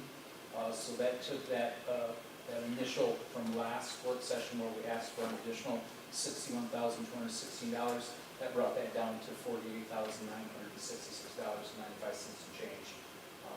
The quote was kind of written as a not to exceed, so that way we weren't So that worked out there. Now, after the asphalt overlay that occurred on 7/15, we experienced some rain on that next Wednesday, the 16th, as well as into the AM of the 17th. Coming into work on the 17th, we did find a few areas that had bird bath. ACE had come out to inspect those areas, as well as Mrs. Vaughn and myself. We'd gotten on the phone and had a conference with Star Trek. Well, he said it wasn't uncommon for these type of bird baths to occur. They weren't very deep. Like I was explaining to Russell earlier, there was a couple that were deeper than a nickel. And some of their criteria is, does it last longer than an hour on a 75-degree day? Well, we didn't necessarily have those type of temperatures to judge that. I can say that the bird baths were gone within a 24-hour period, but they did not warrant any further asphalt work to be done. Rick says that he sees this all the time, and when they come out to do, prior to the latex overlay, they do an acrylic patch on those areas just to bring it up. They've got a big 10-foot straight, they call it a speed bar, and he says they'll take care of it. So there was 3 there at the starting lanes, and then there was one on the south end at the high jump area. So, and last Thursday when we spoke with Star Trek, they said that they're about 3 weeks out to work us in to come do the latex. So we're still on that prior to the start of school, but we're going to come sliding in. So some things just weren't anticipated to be able to get done. The filter first, most of the parts are in for that. We're just waiting for a few items. Then when that project starts, we're still on a all completed by school start, as long as everything goes well. This was a fairly straightforward project. So we will wait and see how that works out. To kind of go back on the priority projects, when we talked about OP plumbing and the drinking fountains, the monies that the state had awarded us were only for bottle fill stations. They did not cover inline filtration for any fixtures that we have in the classroom. All of the classrooms have a faucet as well as what they call a bubbler, a drinking fountain off the sink. We're unable to just put an inline filter in there because the faucet's hardware is older than 2014. We have to bring that all up to date as well. The state, I don't see any funding that has been issued. We tried for an additional grant, but we were turned down. From what I'm hearing, we don't necessarily anticipate the state to offer more money, which would put us in a spot where come June 30th of 2026, I would have to remove the drinking stations from the classrooms. Unless we were to take appropriate action to put an inline filtration under the sink, as well as update all of that plumbing fixtures within each of the classrooms. So I am working with the particular brand of bottle fill stations and bubblers that we're putting at the rest of the schools out in the common areas to try to come up with a price of what it would cost the district. That kind of a project wouldn't be as labor intensive to where we could, if we were to come up with some money, we could maybe get it done, on one of the breaks or at the gap at the end of next year, depending on what we come up with. And I'll certainly redirect my focus on the priority projects to come up with, like you had asked for an all type project list, so that we can start addressing it. Sure, appreciate it.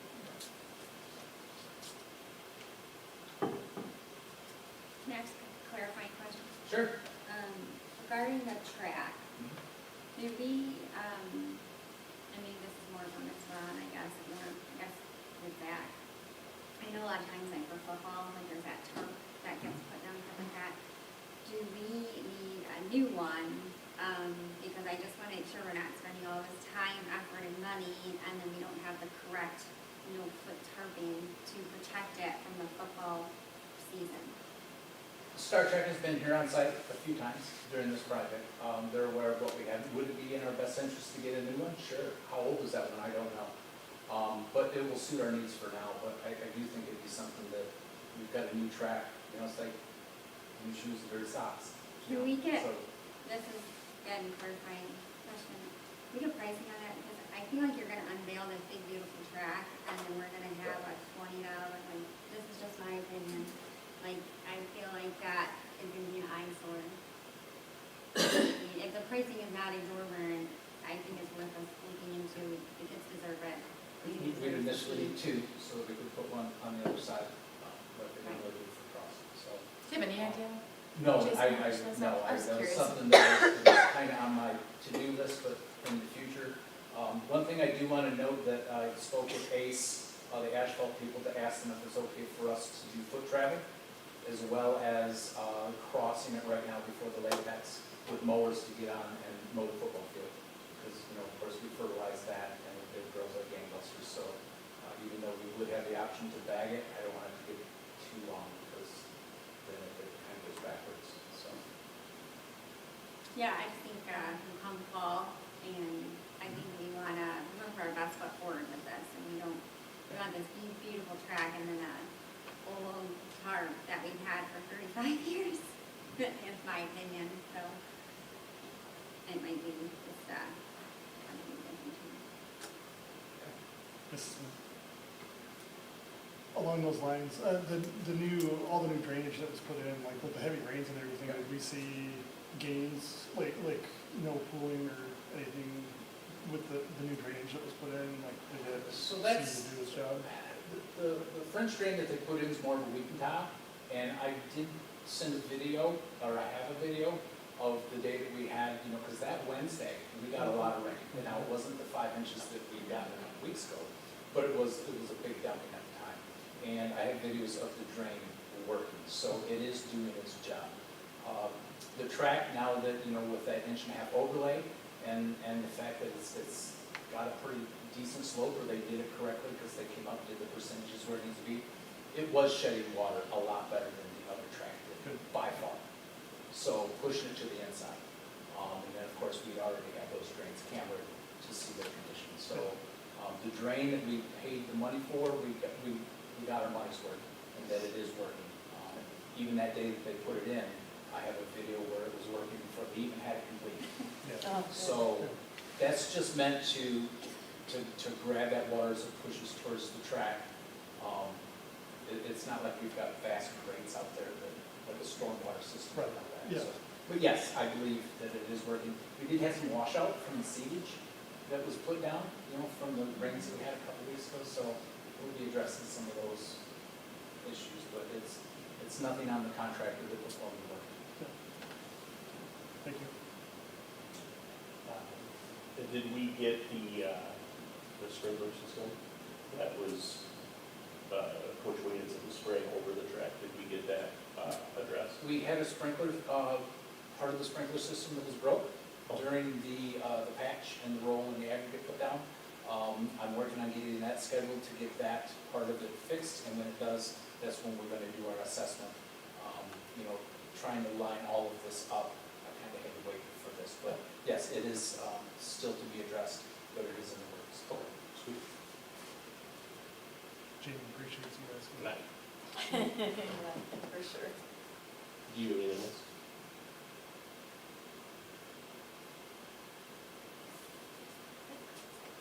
Thank you.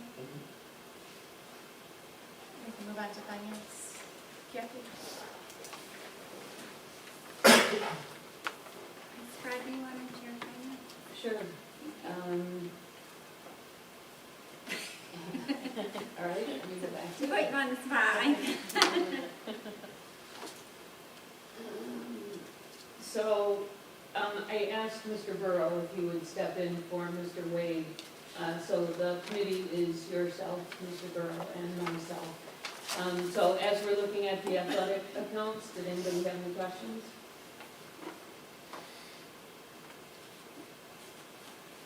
Okay. The check register, Mrs. Smith, did you have any checks you wanted to? I cannot find anything, Kathy, I want to compliment you, because I usually am the one that finds a lot of different checks to pull and stuff, and you're doing really well, putting all the details in there, so making it easier. So, thank you. I didn't have any. Mr. Burrow? Nope. Okay, my question was on check 46268. It's to Telnet Worldwide. What does Telnet Worldwide do for us? What is that?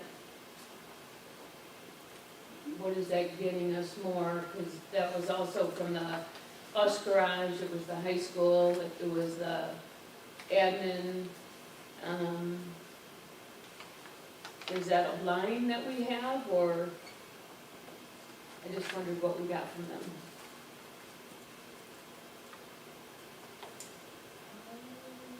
Okay, the description on the invoice says SIP trunking bundle, SIP path, unlimited calling package, long distance, let's see.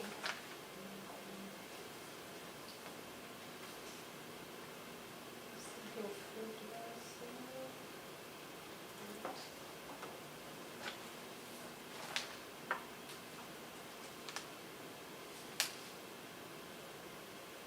It says it's a monthly payment.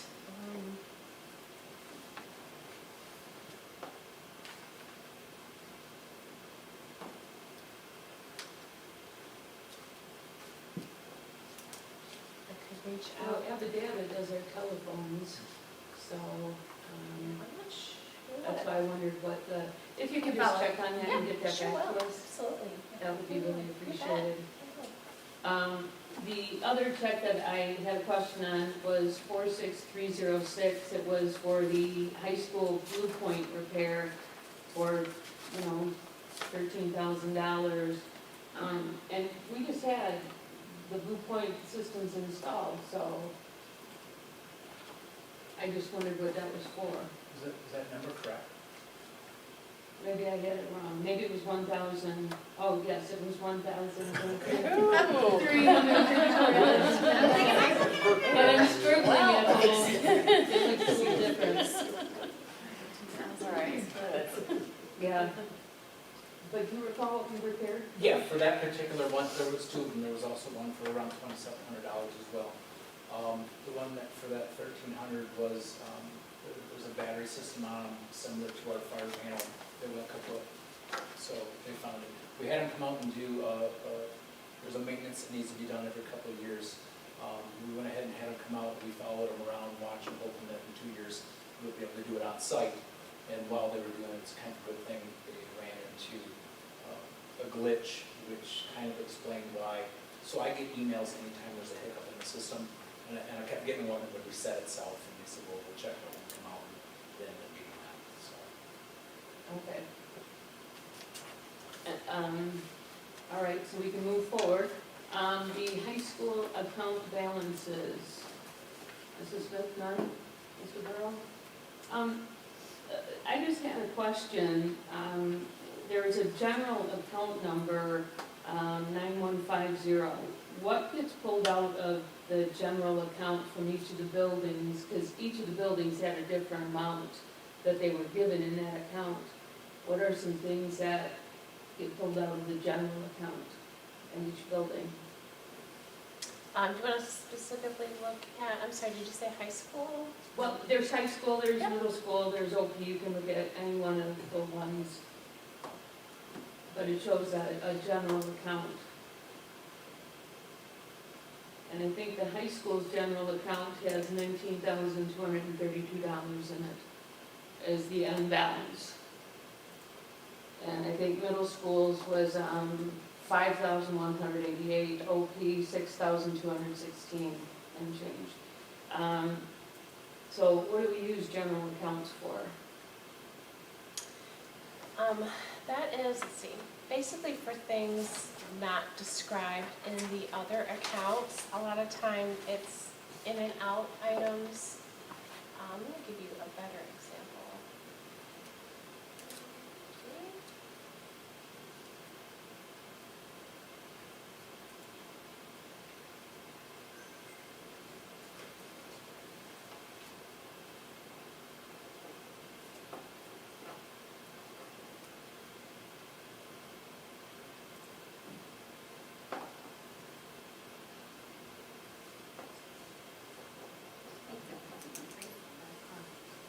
Pardon? The price and the cost amount, they're different.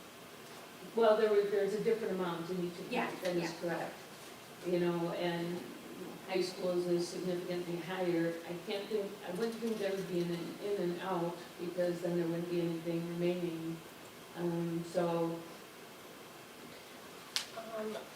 I have listed, for example, the high school, there's, let's see, trying to look for substantial. There's Rosa's Pizza that they had purchased, $454, and that is for,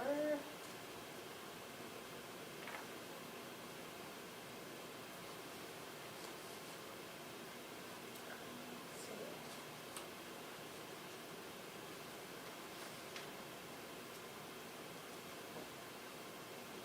I believe it was like an end of the year event that they had. There's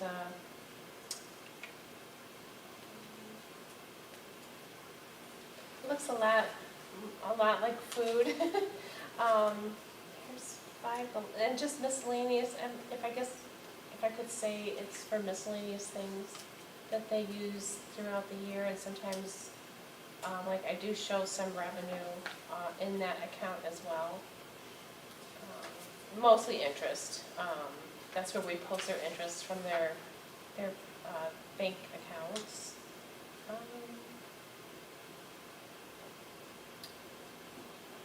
But yeah, I could, if you wanted to see the details of some of the things. I guess I would like to see that. I mean, 19,000 is a lot of money for pizza.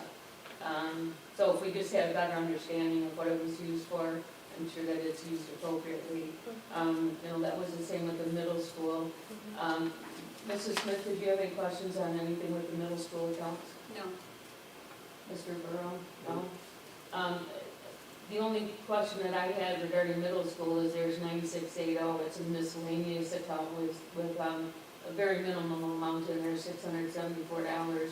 So they not only have a general account, but they have a miscellaneous account, Well, they have a general and a miscellaneous. They do, they have Yeah. both. And they had a grant account that had $800.42 in it.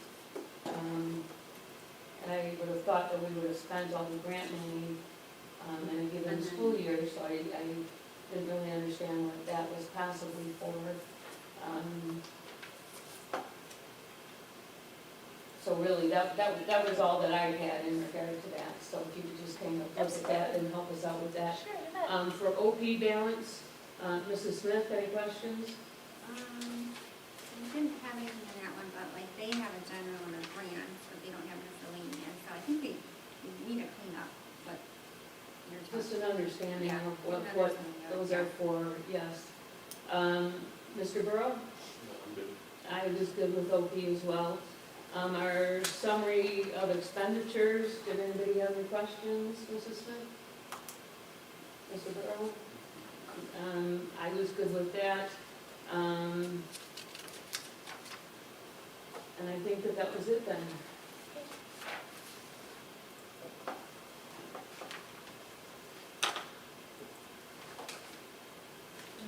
To bank account signatures. The Board of I'm sorry, Kathy, did you have anything else? No, okay. The Board of Education approves personnel to sign checks, policy 0154. The high school has 2 accounts, internal and athletic accounts. We've had a change in personnel and need to remove one of the authorized signers from the internal account. This motion will accomplish that. I think that we would, that's an agreement, yes. Thank you. The Board of Education approves personnel to sign checks, policy 0154. The high school has 2 accounts, internal and athletic accounts. We have had a changeover in personnel and need to update the signer for the internal account. This motion will accomplish that. That's what you just We read. don't have that one. One is to remove, Yeah, and one is Oh, to okay. add and to Gotcha. update. I apologize. That's okay? Mrs. Smith? I think Mr. we're Brown? done. I think we all agree. We're just trying to see if you were. if you Deja catch vu. that. Yeah, Just I in think case, I saw just in a little bit case. there. See if you were paying attention. Who's paying attention? Okay, thank you. Moving on to policy, resignations, retirements. The Board of Education may agree to a resignation, retirement at any time after a replacement suitable to the school administration the board has obtained. provided that the circumstances underlying the resignation or retirement are valid in the opinion of the board and warrant a search for replacement. Ms. Lori Arnese has decided to retire after 28 years in the district. Ms. Arnese is looking forward to teaching art classes in retirement and said that working for Almont Community Schools has been the best career one could ask for. Good. All set. So we can leave that 3-0 already. Thank you. Moving on to new hires, the Board of Education approves all personnel new hires. Sarah Gow has been recommended as a teacher for our new GSRP classroom. Mrs. Gow comes to us with experience teaching preschool and a degree in early childhood development. We look forward to welcoming her to the district. Mr. Bruno is pleased to recommend Ms. Angela Zagata as a paraprofessional at Orchard Primary for the 2025-2026 school year. Mr. Bruno is happy to recommend Jessica Pfeiffer as a new paraprofessional at Orchard Primary for the upcoming school year. Ms. Lewis is pleased to recommend Brian Welch as a special education paraprofessional at Almont Middle School. Mr. Welch comes to AMS with experience working in a school setting and will make a great addition to our team. All set. Yeah, all set. Thank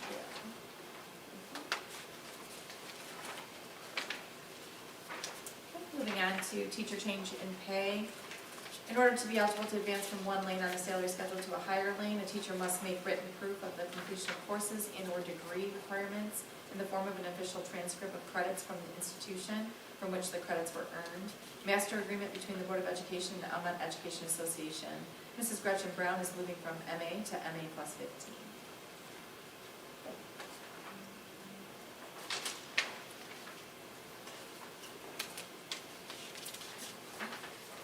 Moving on to parent advisory representative. The intermediate school district special education plan calls for each local board of education to nominate parents to serve as its representatives on the parent advisory committee. The parent advisory committee meets to discuss how best to serve the needs of handicapped youngsters. Programs are discussed and recommendations made to directors and superintendents.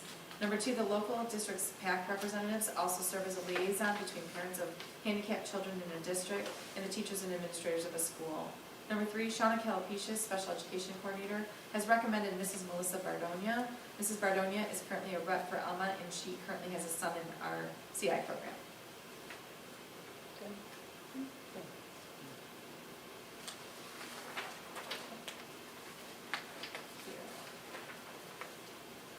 Next, this is our commemoration.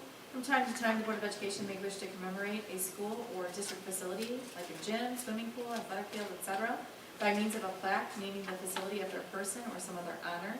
Such commemoration should be reserved only for those individuals who have made a significant contribution to the enhancement of education, generally, or the district in particular, or to the well-being of the district, community, state, or nation. Policy 7250. Any policy of the district thus honored must be deceased or no longer employed by the district prior to the board's selection of his or her name for commemoration honor.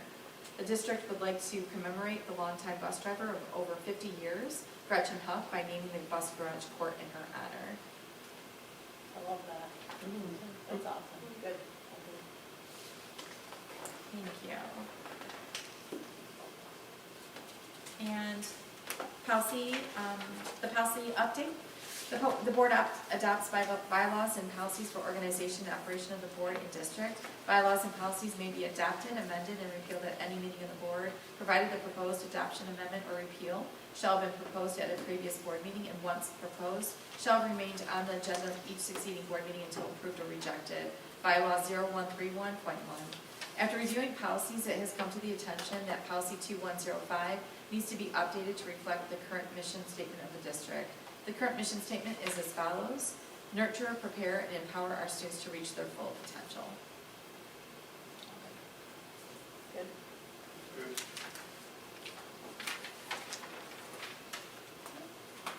And moving on to curriculum, this is just more of an update, and no resolution needed, just a quick curriculum update on our summer school 2025 program.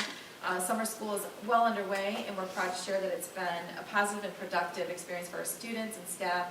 Thanks to the dedication of our amazing teachers and support staff, our summer school program continues to offer meaningful academic intervention and enrichment for students who need additional support. The energy, care, and commitment of our staff brings each day. It creates a welcoming and encouraging environment for all learners. We've seen as many as 55 students attend so far this summer, and we remain hopeful that about 15 more will join in the coming days to benefit from this valuable opportunity. Our teachers have gone above and beyond this summer by committing to administer both pre- and post-assessments in reading and or math. These assessments will help track the students' growth and ensure we're doing everything we can to reduce the impact of the summer slide and help students stay on track academically heading into the new school year. I look forward to sharing the summer school data with you in August or September, once that's available. I'd also like to extend a special thank you to our 3 principals, Mr. Bruno, Ms. Lewis, and Mr. Spear, for their support to front load the organization and details needed for summer school before they went on a break. Also a thank you shout out to Mrs. Donna Walker. She's serving as our lead teacher. She's also a 5th grade teacher who ensures that the summer school staff have everything they need. It definitely takes a team, and we're grateful for everyone's commitment. That also includes our OP cook, Miss Alicia, and the bus drivers from Dean Transportation for making this program feasible and helping our families and, of course, our students. I stopped by twice last week at summer school, and always very impressed to see both student and staff engagement. A couple things that I was able to observe.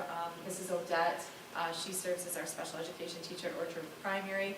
If you've ever seen Mrs. Odette in action, she's very energetic, enthusiastic about what she does, and so she was doing some letter recognition and some songs and actions with our youngest learners, and this was, I think, before 9 a.m., and I'm talking tons of energy throughout the OP halls, and a lot of echoing from voices and singing, but it's all good. Science lessons on bones was also shared, some pictures, Mrs. Walker's students labeling and painting with Q-tips to highlight the bones in a hand. Also, highlighting some reading skills as well, but making it fun and engaging for the kids. So just wanted to share that with you, but things are going really well.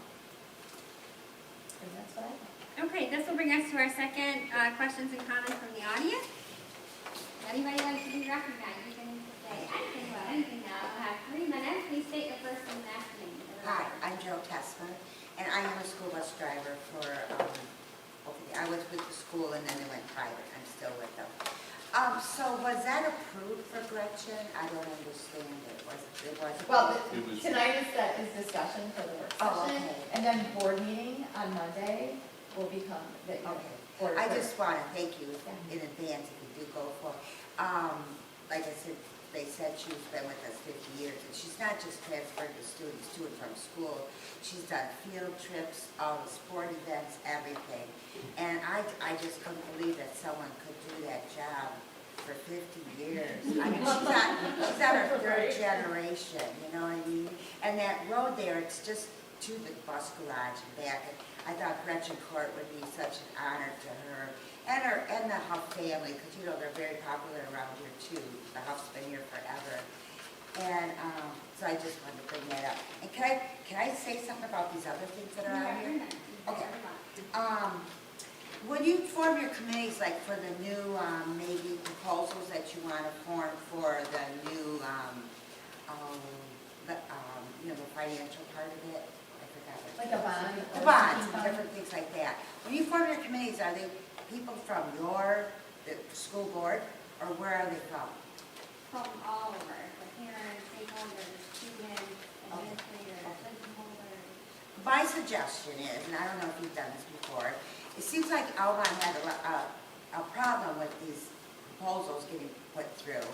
And a majority of it, I must say, is your seniors, I think, and there's a lot of them around Almont still, the old timers, farm stuff. Why don't you try and get some of them on your committee, you know what I mean? To get their point of view and see where they're coming from maybe, and that might help you and that might help them to understand. I mean, my son, I had 2 boys that went here, and he came into school, because now he's got a son that's at the high school, and he came in and he said, Mom, he said, that high school is the same as it was when I went there. And he, 2006 he graduated. That's sad. And we do need these improvements, and we do need this financial support from the community, because it is something we need. And I'll hurry up. Marketing. I get all the time from Emily City Schools my mail. It comes by mail. Now, the Tri-City Times is good, but not everybody gets a newspaper nowadays, you know? So that's just one thing to consider.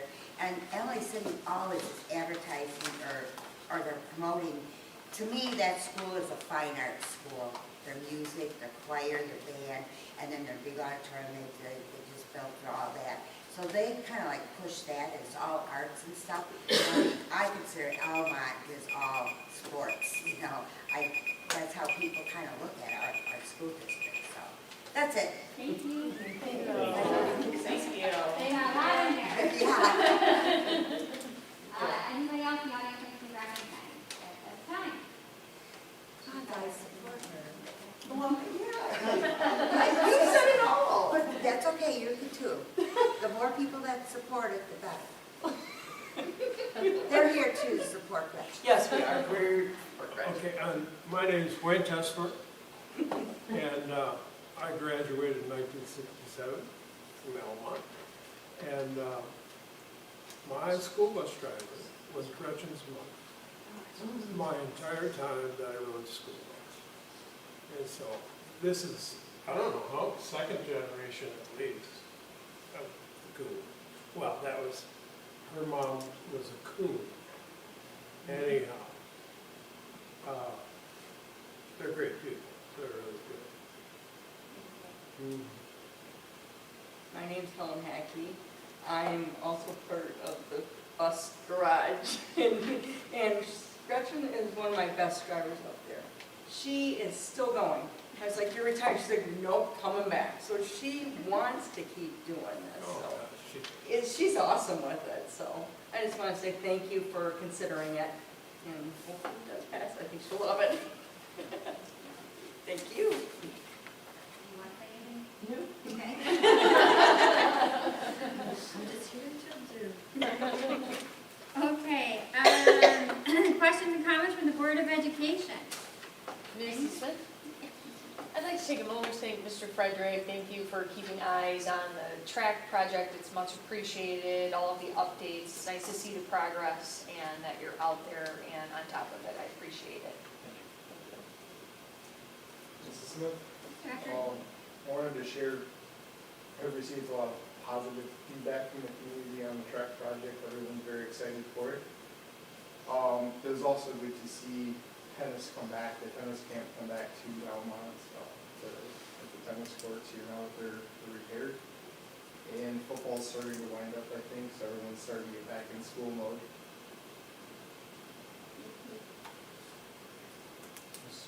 Mr. Burrow? Just a note, and this might leak into future agenda items, so spoiler alert, but I've gotten some community feedback that the recordings of our meetings, that there are parts that people can't hear.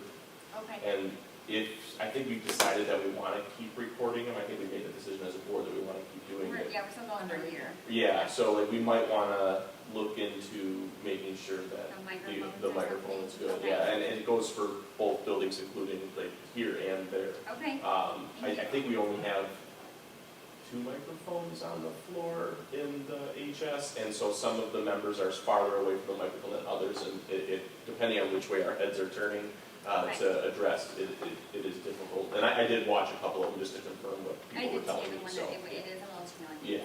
Maybe Yeah. we can work on that. Yeah, if we're gonna decide, I mean, we're getting pretty close, I think, to the year point, so if we're gonna decide to keep going with it, I think we might look into getting that. And then,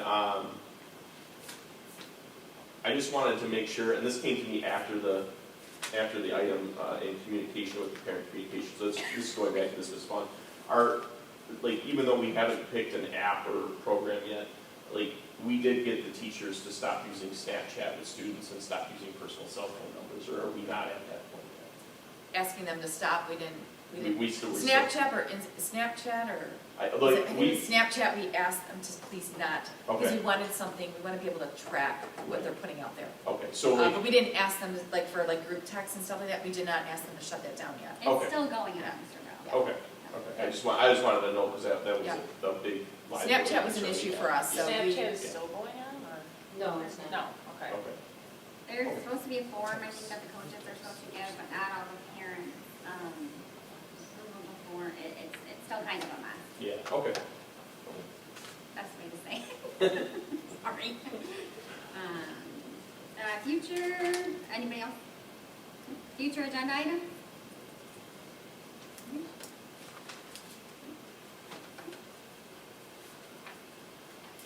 Mrs. Smith? Mr. Burrow?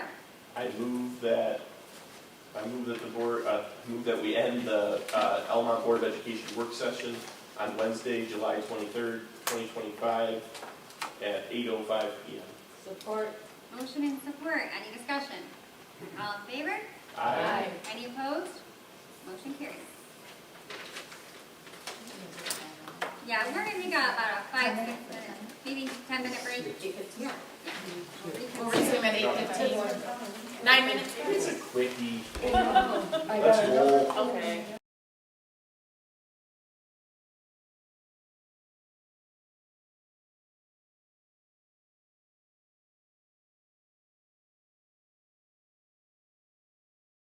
Thank you. I like, we're powering Supporting through. We're powering through? Okay, everyone's care. good? The drive. We don't need Colin, breaks. you're good? We're from Almont Community Schools. Okay. Sounds good. Thank you. Call this Wednesday, July 23rd, 2025, Almont Board of Education special meeting to order at 8:06. Please rise for the Pledge of Allegiance. I Pledge allegiance to the flag of the United States of America and to the republic for which it stands, one nation, under God, indivisible, with liberty and justice for all. Mr. Burrow, will you do roll call, please? Mr. Eckert? Mr. Burrow? Here. Ms. Fred? Here. Mr. Wade? Absent. Ms. Rotarius? Here. Mr. Burns? Here. Ms. Smith? Here. We have 6 present. Thank you, Mr. Burrow.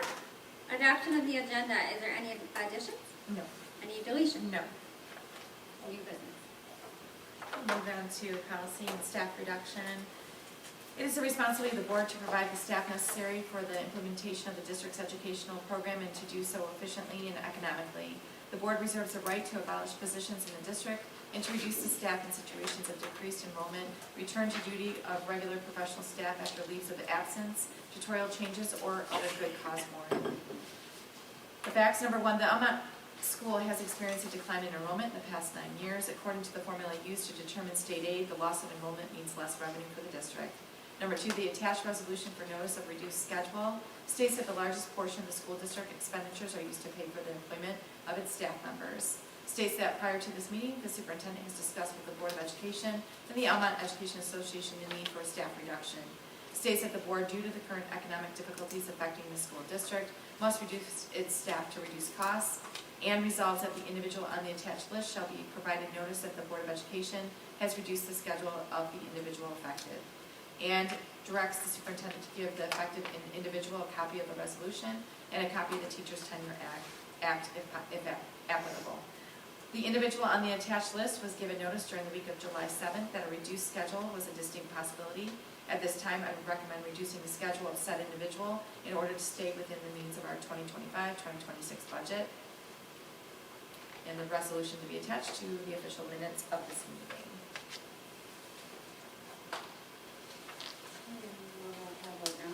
Mrs. Smith, we need to do conversation first. That's what I thought. Yes, Oh, there's no- yes, we open it up for discussion. Oh, it's just discussion, okay. Yes, so Gotcha. Mrs. Smith, Ms. Vaughn, how many hours is this individual being reduced out of a 6-hour day? It is down to, he's a 1.2 to a 0.39, so he'll be doing like 3 sections for us. Okay, thank you. That was the only question that I had. Mrs. Smith, maybe I missed it, like, what is the point of the reduction? Like, why are we reducing him? This came through our budget cuts and the recommendations, and with our student interest in our choral program is declining. Gotcha. We didn't have the need to Okay, secure this spot. thank you. You're welcome. Other discussion?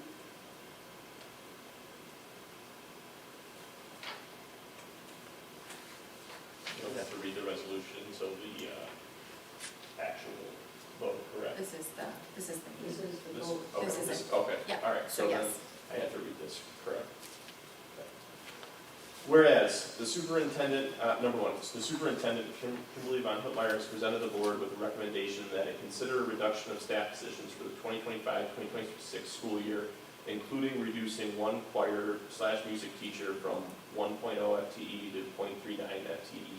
And two, the superintendent has reviewed board policy 3131 as well as applicable legal standards and the master agreement and recommends reduction and appointment of specific professional staff. And three, the Board of Education is informed that the reasons for the superintendent's recommendation are A, financial constraints projected to occur in the fiscal year beginning July 1st, 2025, and B, lack of interest and participation in choir programming necessitating a reduction in professional staff responsible for such programming. 4, on the basis of the superintendent's recommendation, the board determines that a reduction in professional staff should be effectuated for the 2025-2026 school year. Now, therefore, be it resolved, one professional staff member's position is reduced from 1.0 FTE to 0.39 FTE, and their services are reduced effective August 20th, 2025, for the reasons stated above. 2, the identification of the above-named professional staff member occurs through the application of the collective bargaining agreement, Appendix A, and is based upon the needs of the district to reduce a choir music position while retaining effective full-time classroom teachers who possess the necessary certification and qualifications to support the anticipated academic programming for the 2025-2026 school year. 3, the superintendent is authorized and directed to provide written notification to the affected professional staff member whose appointment has been reduced from 1.0 FTE to 0.39 FTE effective August 20th, 2025, and that their services are reduced pursuant to the collective bargaining agreement, Appendix A. 4, the superintendent is authorized to take all other measures necessary and proper to implement the foregoing staff reductions. 5, all resolutions and parts of resolutions insofar as they conflict with the provisions of this resolution are hereby rescinded. And we'll do a roll call vote. Mr. Burrow, aye. Mr. Burns? Aye. Ms. Rotarius? Aye. Ms. Eckert? Mr. Eckert? Aye. Ms. Frederickson? Aye. Mr. Woody is absent. Ms. Smith? Aye. We have a 6-0 vote. Resolution number 6, resolution declared adopted. We'll bring into questions and comments from the audience. Seeing there's none, we'll move on. Questions and comments from the board? Any future agenda items?